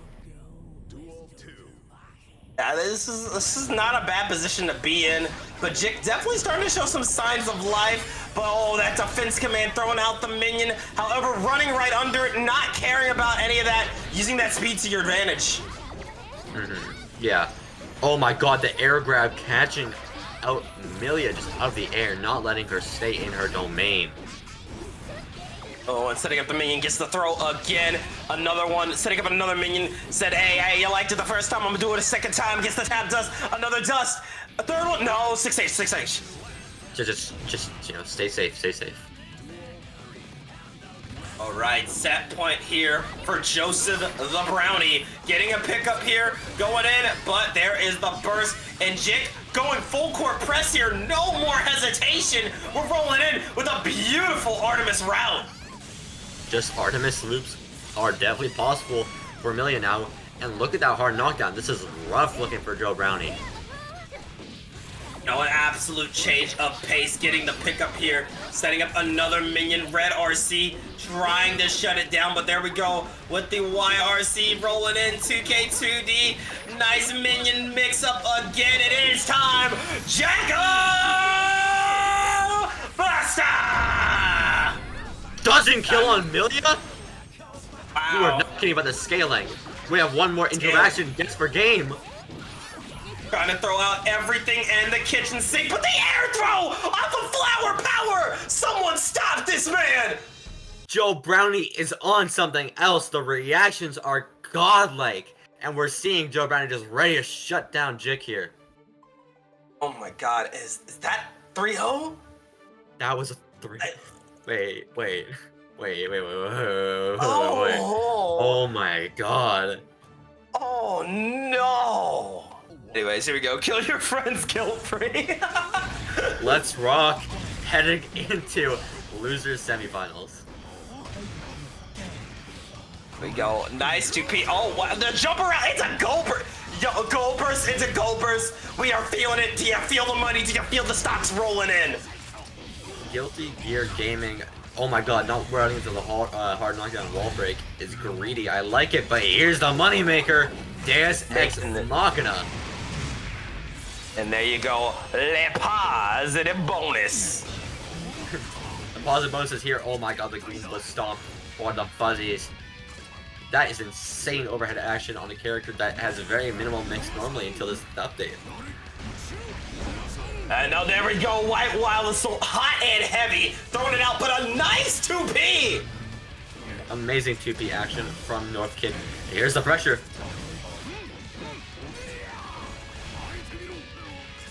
It's a back throw incident. Tried to do the stanky leg, but the YRC meet you in. You know what? We got it this time. Blaze Blue combo moment. Going in, rolling in. We got one bullet in the chamber, but we're about to make some more money with that Deus Ex money. That is an amazing choice, especially with that resource management. No bullet speed, get all back. And the roll through gets saved by the flex shield. Rolling it in. Oh my god, look at all this pressure going in for the throw. Oh my god. There's a YRC. North Kid was probably trying to mash that during all that Behemoth Typhoon, but it works out in the end. North Kid takes the first game. An insanely good game here from North Kid. Taking the first game, and can we just talk about some of the interactions there? That first round was... wow. Wow, yeah. I mean, I think that was very good plays from both players. I like that gold burst, couldn't to gold burst. Aggressiveness is definitely being shown from both sides. Just being ready to commit to whatever necessary to win. Gotta do what you gotta do, and you're really feeling it in this matchup. Let's keep it going. Getting into game number 2. Kill your friends guilt-free. Kill your friends guilt-free, but clearly Lasagna Slayer has no hesitation with these Behemoth Typhoons. And there we go, 2D into the Behemoth Typhoon, trying to get a little something here. Rolling in, letting the clip run, hanging back, gets the BO orb, but you're out of concentration. This is a bad situation to be in. I mean, now you have to hold this. That's a unfortunate consequence of just not using your resource properly. And the overhead will seal the deal on that round. That is another game, another round for the Lasagna Killer. The Lasagna Slayer even. Heading into this Behemoth Typhoon, I will summon Wall Break, positive bonus. Haymaker on round start, such a risky decision, I love it. And that's routing into the Deus Ex Machina, bam, bam, bam, hard knockdown, positive bonus. The Spaghetti Savior in a bad position right here, throwing it out with the Wild Assault, gets the tap dust, and again with the throw, full meter for Lasagna Slayer, but is that safe? That's safe, that's safe, that's safe, every day of the week. Oh, they jump too, just a... Oh my god, blocking the fuzzy and the cross-up. The deflection blocks the White Wild Assault, the defense on display here!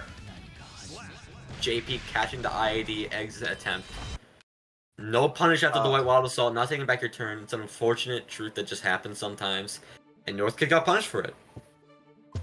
That it just be like that sometimes. Tying it up 1-1. Lasagna Slayer looking like they're still in this.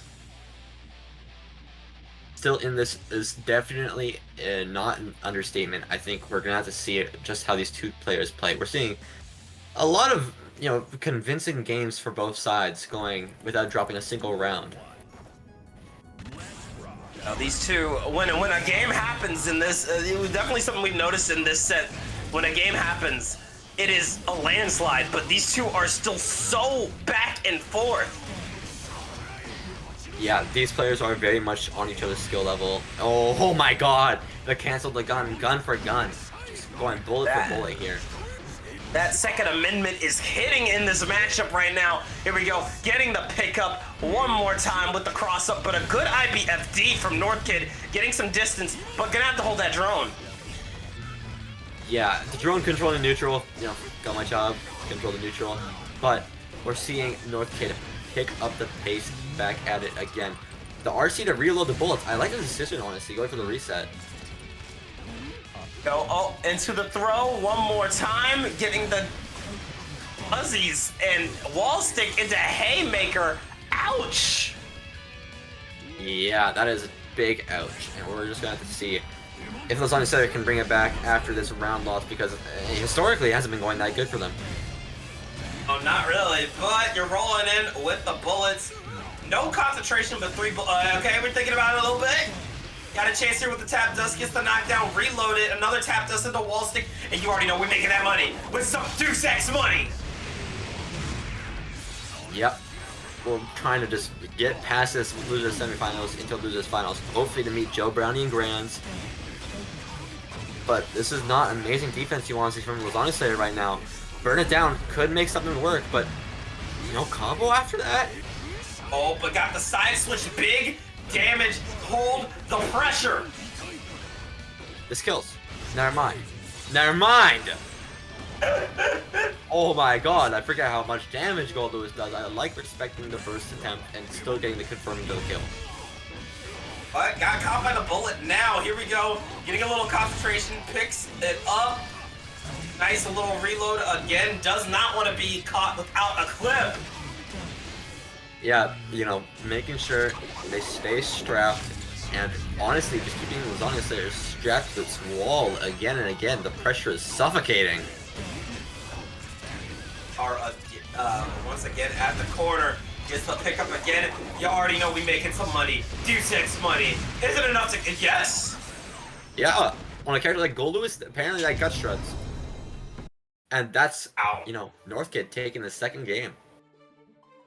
Or the second game for themselves, third game. Total. Playing out of their minds. Up 2-1, but honestly, it feels like every game has been so damn close. Yeah. I mean, this is a lot of back and forth action here, despite, most of them, the game's going without dropping a round. We're seeing this players slowly even out, adapt to each other and understand each other's capabilities. Oh, we're getting started with another game. Lasagna Slayer needs 2 to win. Northkid only needs 1, but yeah, this ain't looking good for Northkid. Wait, this might kill. Full It definitely kills. Holy! Getting that perfect, no damage taken, just trying to take this game as fast as they can. Oh, you definitely do not. You're definitely not gonna feel good after a round like that. Definitely want to put the pressure on for real. And here we go, more pressure from Northkid. Gets the pickup with the tap dust. Out of bullets though. You got 1 in the chamber and low concentration. Able to go for a reload here. Goomba Stomp gets the trade. Yeah, I mean, this is still looking good for Lasagna Slayer, all things considered. I mean, bullets are slowly starting to come back for Northkid, but 50 meter might not be enough to save you. Trying to go for the base burst bait, blocks the gold burst. That is so consequential. Back throw incident one more time. Gets the overhead. A pick up into Le Death. Le Death is definitely a way to put it, because Lasagna Slayer is slaying more than just a few You know, pieces of Italian dishes. Clearly a few Irishmen thrown in here and there. My goodness. My goodness indeed. Now we're at 2-2, another game 5 for our top 8, by the way. Another one. Another one. I can't stop. I won't stop. Keep it going. Another game 5.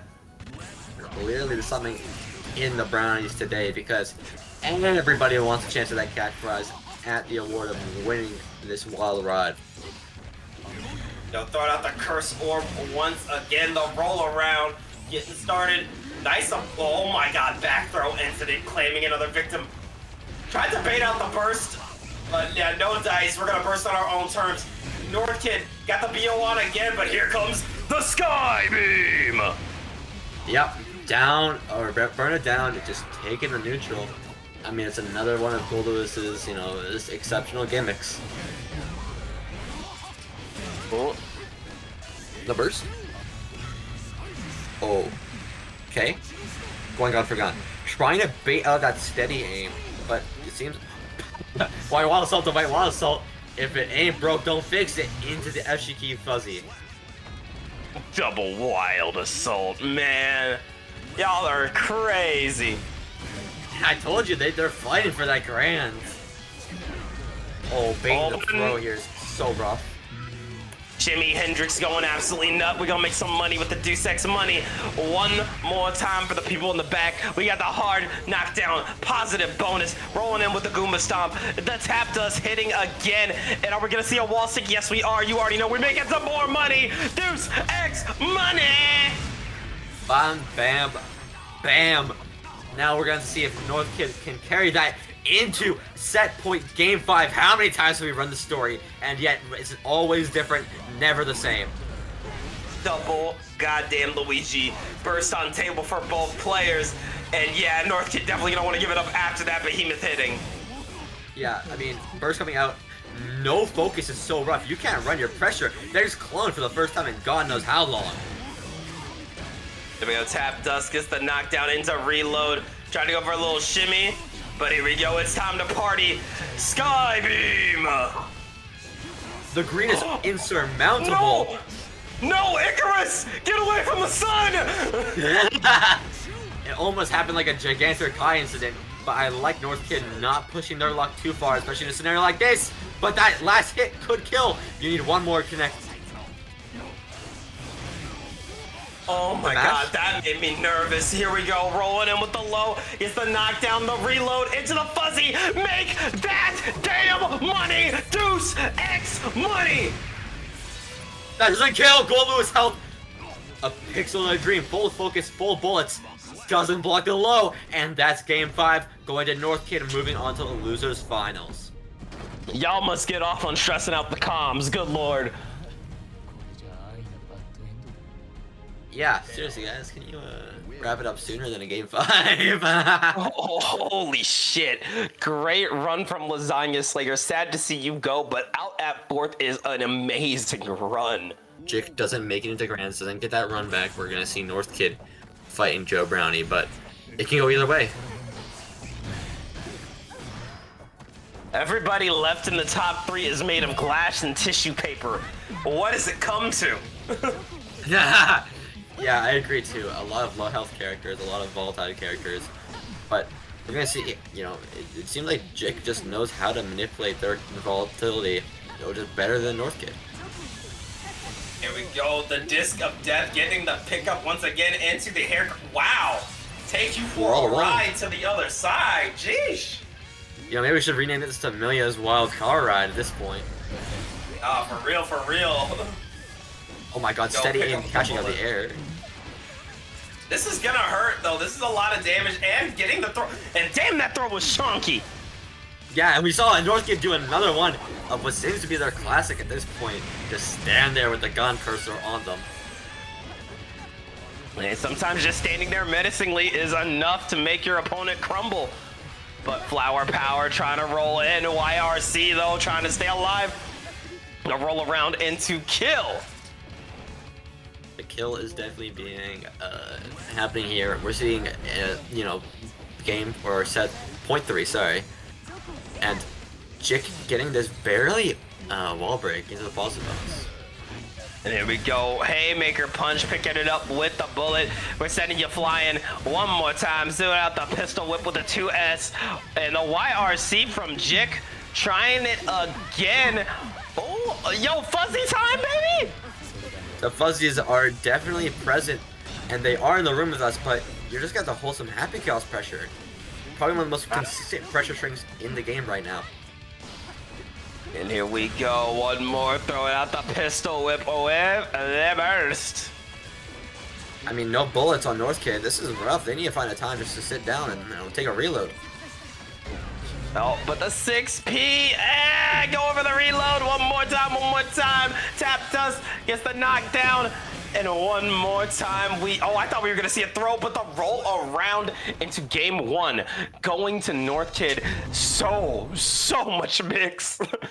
I love North Kid going for the full reload and just immediately emptying the clip for all that mix. Oh my goodness. Just immediately cashing out. That is some Happy Chaos gameplay if I've ever seen it. Oh yeah, nah, this has been insane.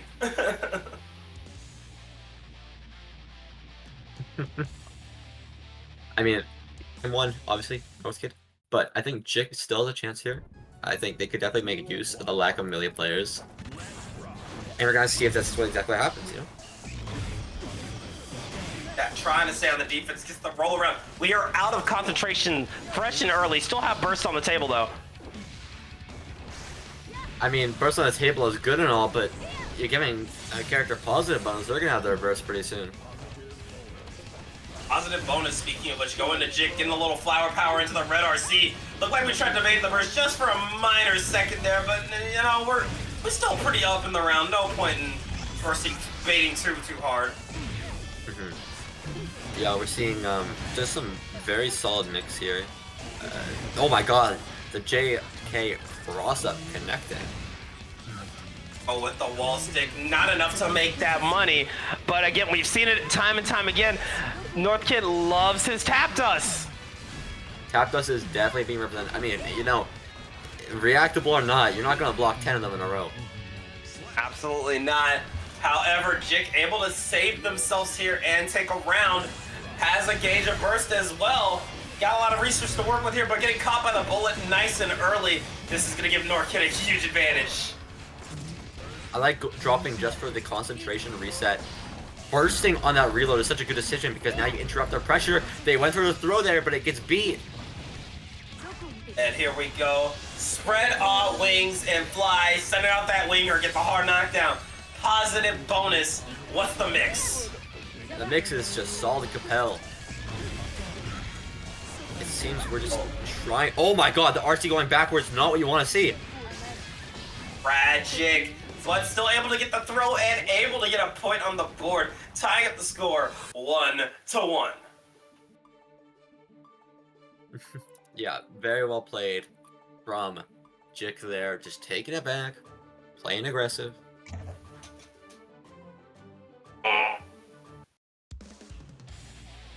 And I don't even know what to say about this. It's been so back and forth, so violent, like there's mixed for days. Like we're having a hard time keeping up.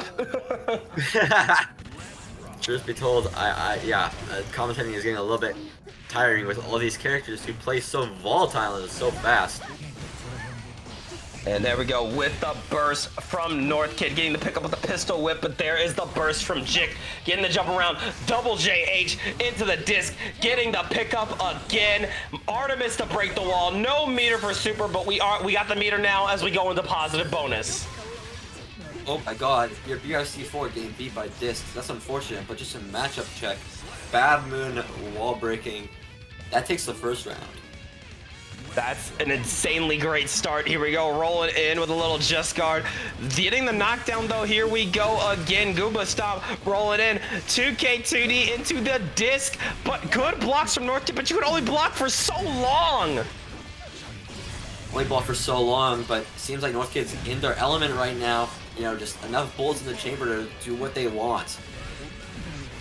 Here we go, another one into the Bad Moon, goes for the YRC, rolling it around, the roll around again, going for the reload, and another throw. And look at this mix, how are you even blocking this consistently? I think consistent is a little bit of a overstatement, because look at that, Jik gets opened up in the end by what seems like a false stagger pressure. Oh. Quick burst here from North Kid. The BO is back on, getting the pickup. Tried to bait out the burst, but you know what we say. The epidemic is at it again. You lost your pressure. You know, give up pressure for potential burst bait, every Shy player will say yes. Oh my god, routing into the Deus Ex Machina. No wall break by, I love it, just a reload, eh?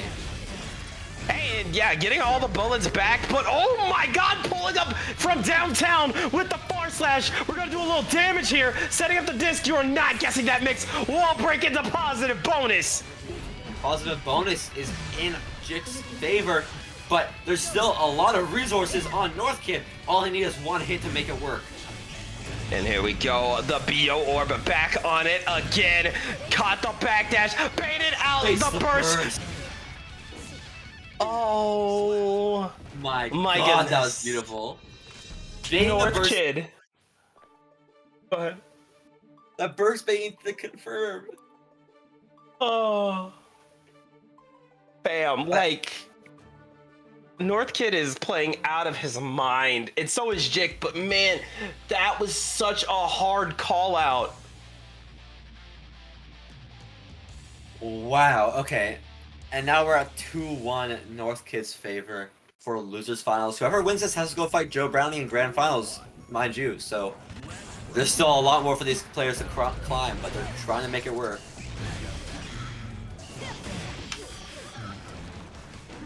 And here we go, setting out the kick in the shins here. And not a bait, but still forcing the burst is just always a good thing. Yeah, and just the routes are very solid here, just trying to get that Oki, just trying to get that disc present into the Bad Moon, instant overhead. And here we go, look at that, gets the wall break. No kill is very unfortunate, because you're just going to get hit by a haymaker, and you're going to have to eat all this damage into the super wall break too. And here we go, once again we're making that money with some Deuce X money. Wall break into hard knockdown, positive bonus. Oh my god, going for the tap dust mix, going into the tap dust fast PRC, but the YRC coming out for both players. There's the burst. And that dust has paid the taxes of North Kid, but not as much as the disc of death coming in from downtown. That is a round for Jik. I love just trying to just shoot out some bullets, see if one of them lands, get that 33% chance. It's very risky, but I love the gambling from North Kid. Didn't work out in their favor, and now they're having to hold this. First going to come back soon, though. There it is. And here we go. Orb is out, BO is on. You tried to run in to end it quickly, but North Kid is not having any of it, and you already know we're making money. Deuce X money. Just trying to push to that wall again and again. Keep Milia pinned down and not to deal with her. That's safe if I think so, right? Never mind. Fake safe jump. Beware. Psych! Going for the side switch. Avoids the YRC, and that's going to be detrimental. Avoiding the YRC by just jumping back is so impressive. I love it. And then baiting the throw. That puts him at 2-2. Another game 5. Release us! Please. Amazing gameplay from Jik, trying to hold on for dear life to run it back with Joe Brownie. All the respect in the world to every player here, but y'all, guys, we're nearing 4 hours, please. Long sets in top 8 tonight, and you know, if you're here for the action, you're here for the fun.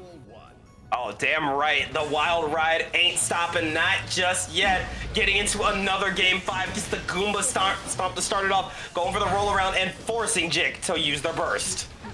And we saw a burst bait earlier attempt from North Kid off the Goomba stomp, but, you know, always punished, never rewarded. Doesn't matter because they still find their way in to their pressure. There we go. Deuce X money, making that money. Hard knockdown, positive bonus. Oh my god, catches God. the roll at the throw into disc mix. Disc mix, not me, but the YRC coming out. I mean, this is your get out of jail free button. Oh my god, and another throw! Oh my goodness! Going in for the PRC, trying to get the air throw. We're trying to stay out of the way. The JH tried to roll it, but there's the burst. Throwing out the BO orb. You're out of concentration though, so what are you really doing? Gets the knockdown into the disc. One more low, one more mix up. Burst is back, but you don't even need it. Jig at set point! Oh my god! The mix and the fumble from Northkid for not managing their concentration is detrimental. Just trying to make the run back with Joe Brownie and Grams. But we're gonna see if Northkid can hold on here. Trying to go for the whip gunshot. There we go, throwing it out. Actually, one way or another, whoever wins is a run back in top 8 against Joe Brownie. But who wants to run back more? That's the question. Oh my god! The air throw connecting from God knows how far. The 6P on landing? All right, so maybe Jick wants it a little more, but so does Northkid.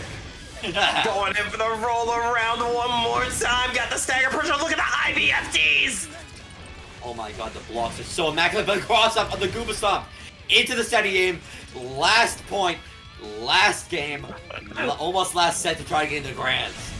Double Luigi, do you feel it again? Getting the knockdown one more time. The tap dust, the BO's on. We got all the pressure. Wild Assault going for the tap dust. Classic Northkid right here. Northkid's just trying to put on the pressure, but the resources are looking lower and lower. You're gonna have to hold this mix now, and you don't block it. That's so rough because melee combos into more mix. And you know, we were talking about Jick's main strength being the movement, but I'm starting to think it might be the defense. However, defense eventually runs out, using the burst one last time. Jick's gonna have burst right about now, but when is... Wait, no, it's Jick, sorry. Oh my god, Northkid burst. ADD? ADD meds? Reloads? Taking the reloads. ADD meds, the Adderall's going nuts. Trying to avoid the B. Oh, we're out of the danger zone. One more hit will do it, but the knockdown, it's so close. Spread our wings and fly to the skies. Millia freaking rage. Moving on to Grand Finals loser side. The reversal to close out the set and make it back to Grands for the immediate run back against Joe Brownie. I don't got much more in me, man. I'm so tired. Like, that was look, insane.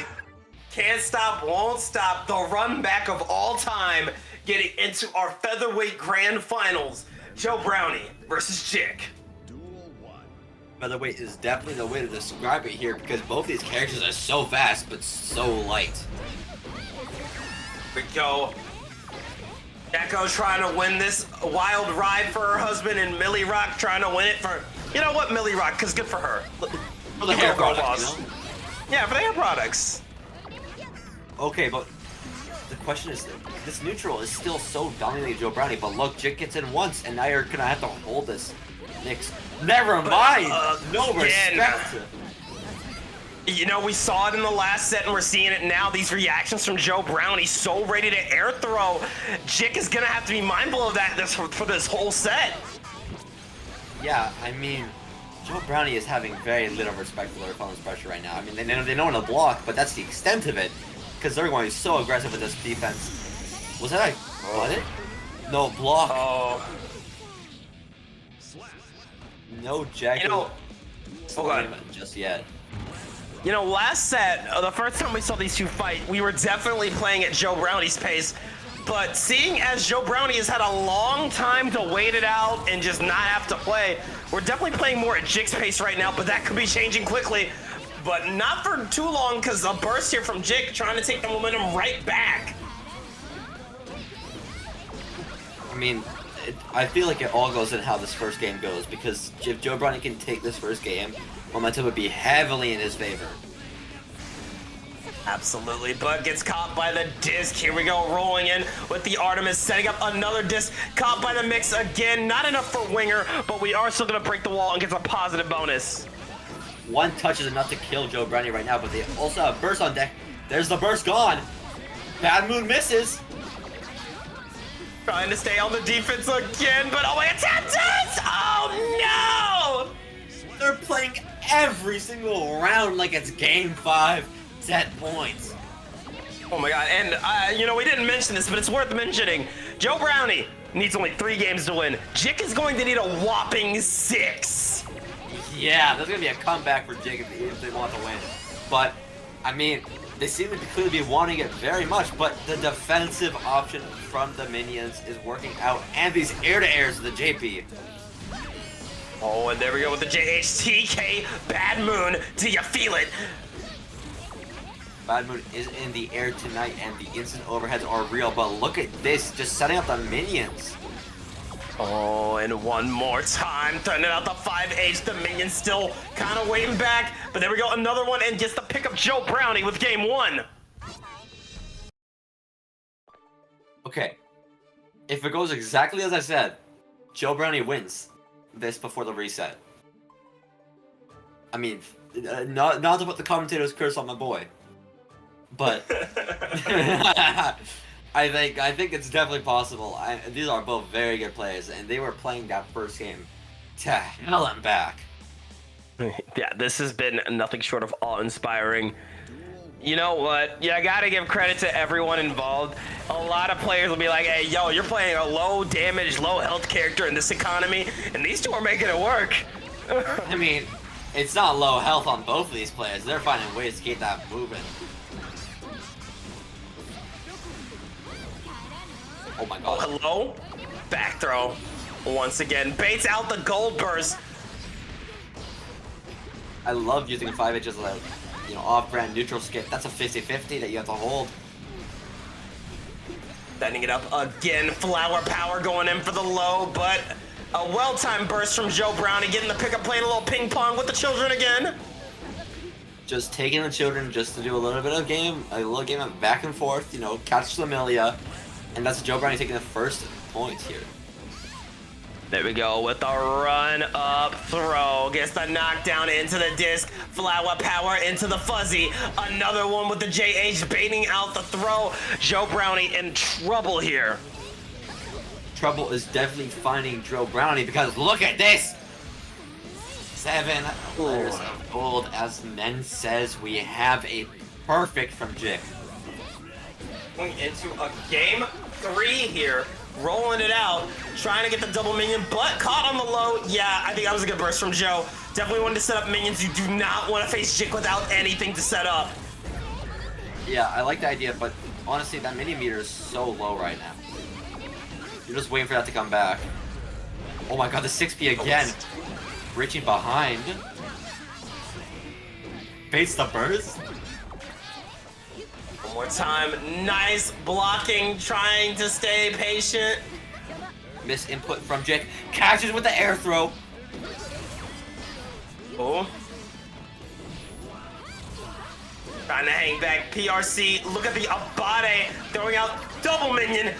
Triple, all 3 out on the field, but 2 of them dead. Doesn't matter though, they took the hits for you so you could get that killing blow. Another game on the board for Joe Brownie. I'm minion, so you could 2D. And we have Joe Brownie 2-0 in grand finals against Jick. Now on set match point, I suppose. If they win this one, they take this week's wild ride and the cash prize that you can contribute to, by the way, by doing donate requests. Yeah, exclamation point match arena only takes a couple seconds of your time. Kill your friends guilt free. We're getting into it. Potential tournament point here. I love that they're actually just starting right away. Look at these minions being used in neutral just to close out that ground game. Just force Jick into the air. Here we go, setting it up. Oh, yeah, good burst, good burst, good burst. Yeah, understandable burst. Understandable burst on Jick's end too. This pressure is not real though. Joe Brownie needs to find the place to mash out. It looks like they found it. Another air throw. Keeping it up. Double minion, but we're going for the YRC. Said, I'm not even going to try for a throw. I'm going to make you scared. I'm going to run up close slash. What are you going to do about it? Getting the pickup here. We're taking you to the other side with the hair car. I like the offense from Jik here, but can't meet Jacko air to air with that fireball. And more pressure, tap dust, charge dust, tournament point for Joseph the Brownie. In Grants here, Jik trying to make the run back, not get 3-0'd again by Joe Brownie. Oh, and there's the jump around, setting up the disc one more time. The knockdown, and get another pickup. Jake does not want to take this sitting down. Catches the backdash. We are gonna spread our wings and fly. Flying Jacko through the wall to the next part of the stage, just trying to chip her out right now. And there's the 2D to connect. Oh my goodness, signs of life from Jik. They need this one to stay alive here. I think need is an understatement because this is tournament point that they're on right now. If Jik messes up once or twice, it's over. Going for the burst bait, it's a chronic addiction, Joe. Oh my god, you can't stop, won't stop, bait it out! Oh my god! There's still burst on Joe Brownie's side. This is looking all up for Joe Brownie. This is going to have to be a comeback of all time, but Joe Brownie not stopping with the pressure anytime soon. And Attack Dust secures the wild ride for Joe Brownie and Yokai. 3-0. Wild ride, 17 set close by Joe Brownie. You know, member of Yokai, taking it a 3-0 in grand finals. Not only mentioning taking it over 3-0 in winners finals, clearly a lot of experience in this matchup. Thank you so much for coming on, Dank. You know, you did amazing. It was a great time having it. Is there anything you would like to plug? And I know you got that BXB, you got the Friday night fights. So let's run through it. As y'all know, I do run DXG. Dank Gang represent. We are going, and of course our weekly first to 10 exhibition is Friday night fights. Sign up for that. Went live today. So if you're in the Dank Cord, go join it. Go sign up. This week is a team event. It's a great time, so go play it. At the end of April, April 26th, Saturday at 4 p.m. Pacific, 7 p.m. Eastern, our Hunter x Hunter themed double elimination bracket will be returning. Gonna be at least $100 in the prize pool. Come earn your Hunter's license. It's always a good time. I'll be on the comms with my friend Less Than 3. So go sign up. Links to the bracket are already live. We wanted to get it up early for y'all, so go sign up. It's a great time. I'll drop the hold on, let me drop a link in the Twitch chat, unless I'll get shot for doing so. If I get shot, I get shot. You shouldn't. Hold on. Oh, I'm good. Yeah. Okay, there we go. But yeah, go join. Go join. Yeah, go join that one, actually. It's a good bracket.